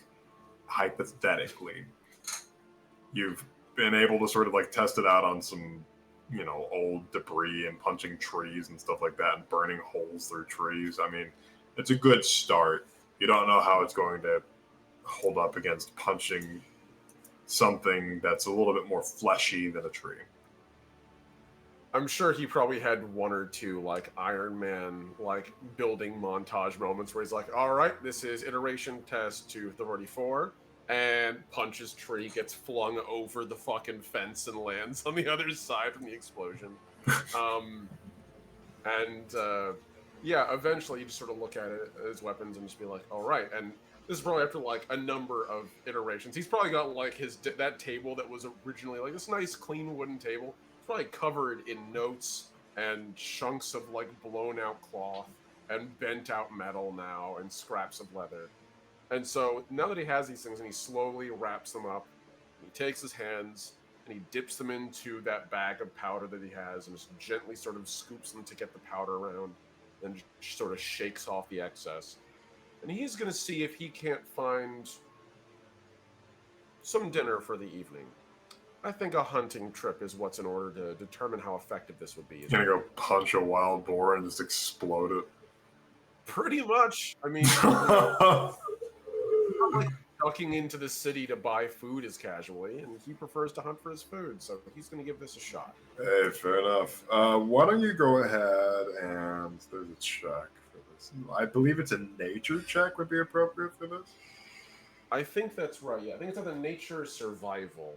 The nature survival would be more appropriate. Yeah, I think that's right. Yeah. I'm gonna check because it's like a specific one because they're very persnickety about it. They don't want me to mess it up. There we go. Okay, so nature is it's mostly commanding animals. Survival is the hunting. Here we go. Track. So this will be tracking and then the actual like hunting of an animal. Okay. So let's see. Survival check to start tracking. All right, let's do it. So he would immediately, like with these wraps on, begin to like get down to the ground and listen quietly, look for any sign of animal. And 24 after mods. Yeah, that's a pretty blazing success. Wandering away from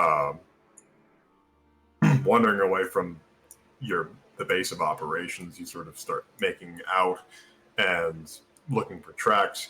It doesn't take you it takes you a shockingly short amount of time to find tracks, probably about half an hour to an hour, and you recognize them to be, well, hooves, so that of a wild boar, which are native to this area, so it makes sense there's a lot of them. Also, boars are very invasive, and they're pretty much parasites, so... All right. Yeah, no. Knowing that, he'd probably grin and I guess it's going to be bacon tonight. And he's just going to start following those tracks until he finds this creature.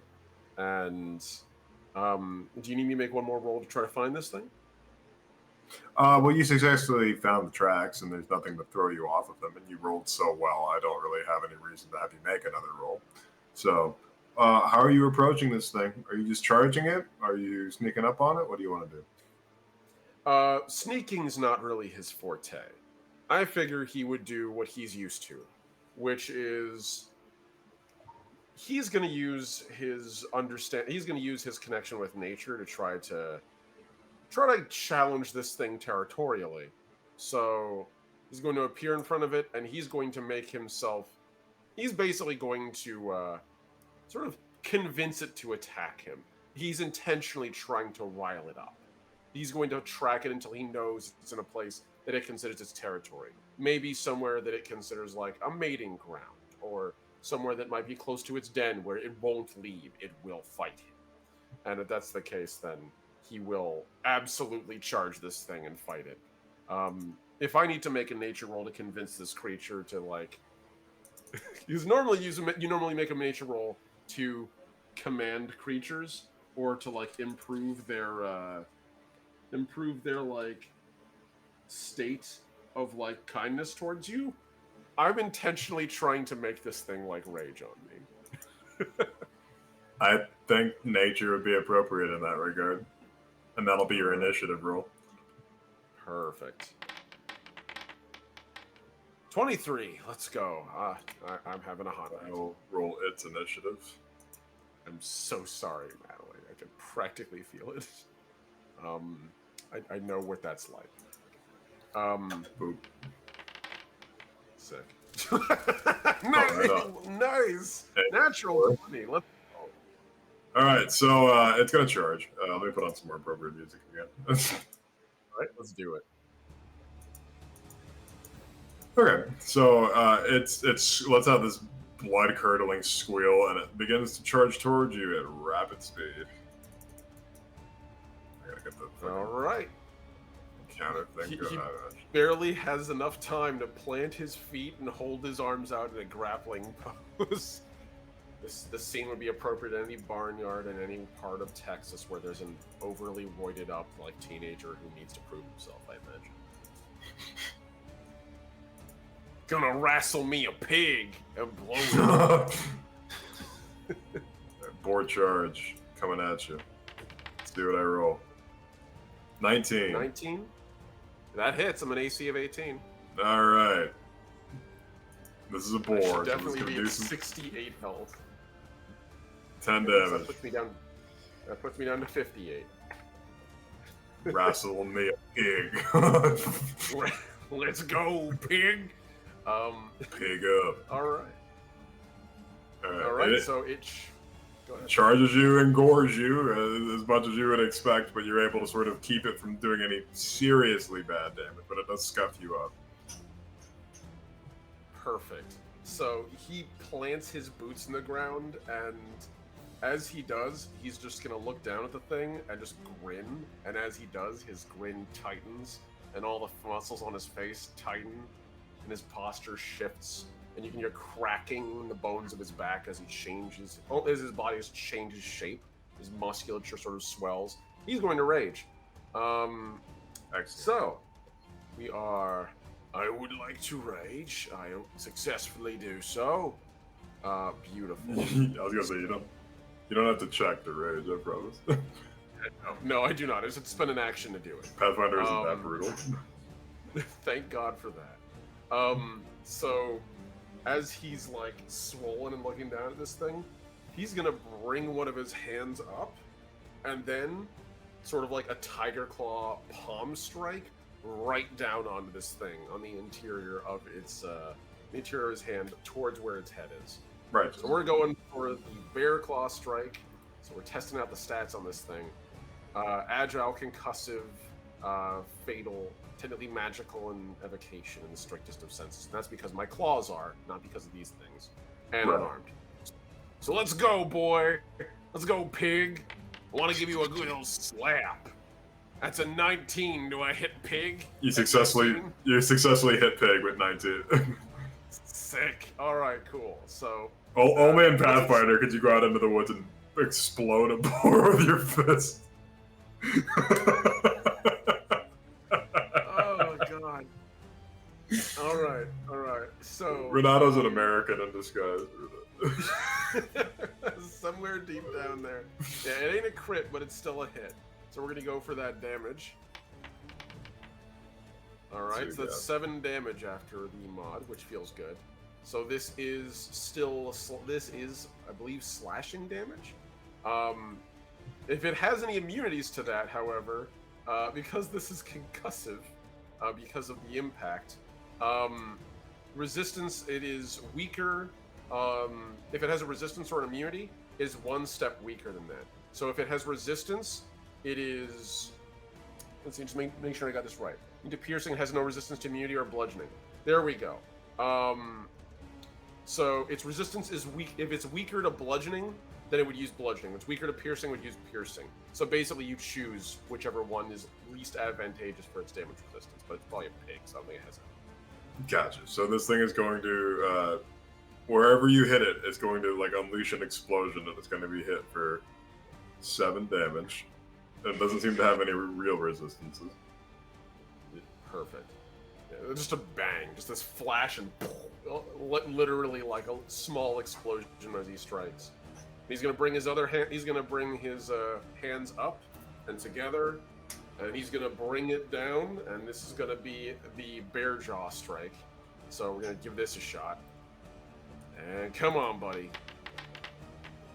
Ooh, 23. Nice. Is that a crit? Or is that No, it isn't a crit. You'd be surprised. Well, boars have a decently high AC, mostly because boar hide is really tough.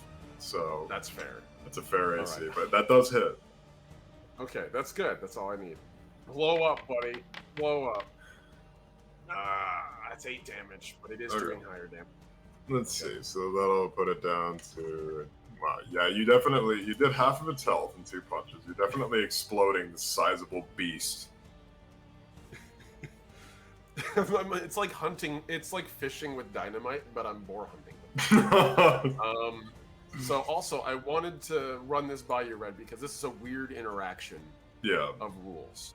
The fatal rule only increases dice. It does not decrease it. So with the bear claw strike, it would count as fatal D10 because his base damage with the bear strike is D10 already. So Let's I move it up to wanted to make sure D12 you to knew make it sort of that. scale Okay, for better. sure. I mean, it's All right, already that a works for me. 10, I mean, might as well make it, you know. Fair. If you're up for it, man, I'm down with it. I just didn't want to overstep. I was like, You oh, spent your I whole don't want to- downtime researching this thing. I'm gonna let you have it.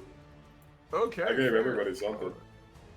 That's fair. All right, we are officially at fatal. Natalie D12. doesn't know what I gave her yet. She's gonna find out. Going to big. All right, that was all my action economy. I rage, I slap, I smack, pig time. That is pig time. Okay. We're gonna roll in public to see how the pig does. That was almost a natural 20. Holy shit. Okay. But it does hit by 1, All which right. is great. Pig up. Oh, 11 damage. oh, pig. Pig got hands. So that puts me down to 47. He's got horns, sir. That one misses. I am at 17. I don't imagine him hitting unless he rolls particular. Oh, he rolled well. Okay. Oh, that hits exactly on the dot. Oh, wow. Like literally. No, it's 1 higher. It's 1 higher. It's still good. Okay, 13 damage. So that's 24 pig damage this turn. So that would bring me down to, making sure I got this right. Yeah, this would bring me down to 34 HP. It's not any like normal feat to go out and find a brish boar and take it on barehanded, but you're doing it. Yeah. The magic of being a level 4 barbarian. The things you do. It is a bit Yes. afraid of the like loud bangs and flashes and stuff like that. So Renato is just grinning as he brings his hands back, and we're going in for another one. So I just gotta make sure I got this right. Yes. So we're gonna use the bear jaws again attack. So he's gonna go for like a full uppercut style strike. Gonna go for the full Ryu here. 18. So that does that hit? 18 I'm does pretty it. sure that hits. Okay. All right, here come the damage. Please blow up. 15 damage. Jesus. Okay. All right. Punch it very hard. He's gonna go for another bear claw strike. So uppercut, comboing into like a backhanded swap, and Okay, that 9 is not definitely- going good. All right, one more attack because I got the extra. Let's do it. Come on, buddy, give me a crit. Give me a crit. Oh, 16. I'm really tempted to give you the 16, but It's anybody fair. anybody rerolls they want to fork over? Nah, it's cool. It's cool. We good. I have a hero point he can have. I have one in reserve. I will respectfully decline it because I'm at map -8. So I'll save that for an actual valuable roll. This I wasn't expecting much from. That's But I fair. appreciate that so much. All right. What's your health looking like? I'm just curious. 40 HP because I forgot to account that I had 6 temp HP. Gotcha. All right. Pig up. Pig up. Let's go. That misses. Pig. Oh no, that definitely hits. That hits. I was Pig like, I saw time. 13. Yeah. 12. Okay, 8 damage. All right, 12 multiple damage. attack All right, that penalty. brings me down to 28. Yeah, that's definitely That not definitely hitting. fucking misses. And that also misses. So yeah, this thing manages to get Goria pretty good on one attack, and it's like rearing its head, it's squealing, it's screaming, it's panicked, it's just trying to attack you and trample you, but you're still I am upright big somehow. now. I am Big Bear Man. Is what it is. Going in for another bear jaw strike. That hits. All right, so that's a 19. Perfect. Blow up, please. Oh my god. Oh god. How do you want to explode the pig? So, for maximum style points, he's going to get his arm like as this thing gores at him again. This time he's gonna let it gore him. He's gonna move to the side a little bit so that its tusk just sort of tears through his side a bit. But he's gonna reach his arm down and under its neck, his other arm under its body, and then just full on suplex it down. And as he does, he's gonna let his hand slap it on the stomach, and it's just going to boom, just bang, pig everywhere. Oh yeah, pig explosion. Well, your weapons have been field tested, and they seem to be a success so far. You can only imagine what this will do to humanoids if it did that to a decent-sized wild boar. With no small amount of satisfaction and probably a chuckle, he's going to gather up what meat is left and take it back and roast it for the evening. And it's probably going to taste like shit and sulfur, and he doesn't care because by thunder, he blew that pig up himself, and he's very proud of what it represents. Those ham hocks are technical industrial success, and the first he's had in a long time. And I'm sure he'll be very content with that. Oh yeah, exploded pork. Okay, so we are at the end of the session, and I want to conclude some things. I wanted to see, Adolin, what's your decision? I had a bunch of stuff, and I was gonna go see Eddie and do other things. We can figure it out later. Well, we could do that at the next session. We are nearing 4 hours.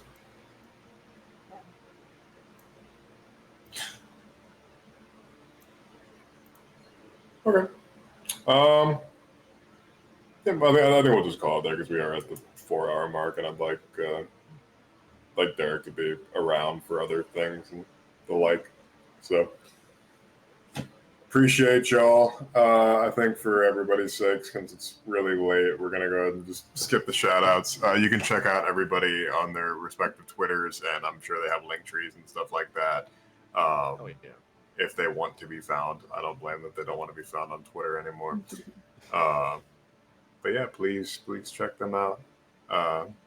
Thank you, everybody. I don't know if we're going to have a session the Monday after next. I'm not really sure how things are shaking out for me. And, with everything going on and my job changing hours nonstop. But I do appreciate y'all very much. And I hope you have a wonderful evening.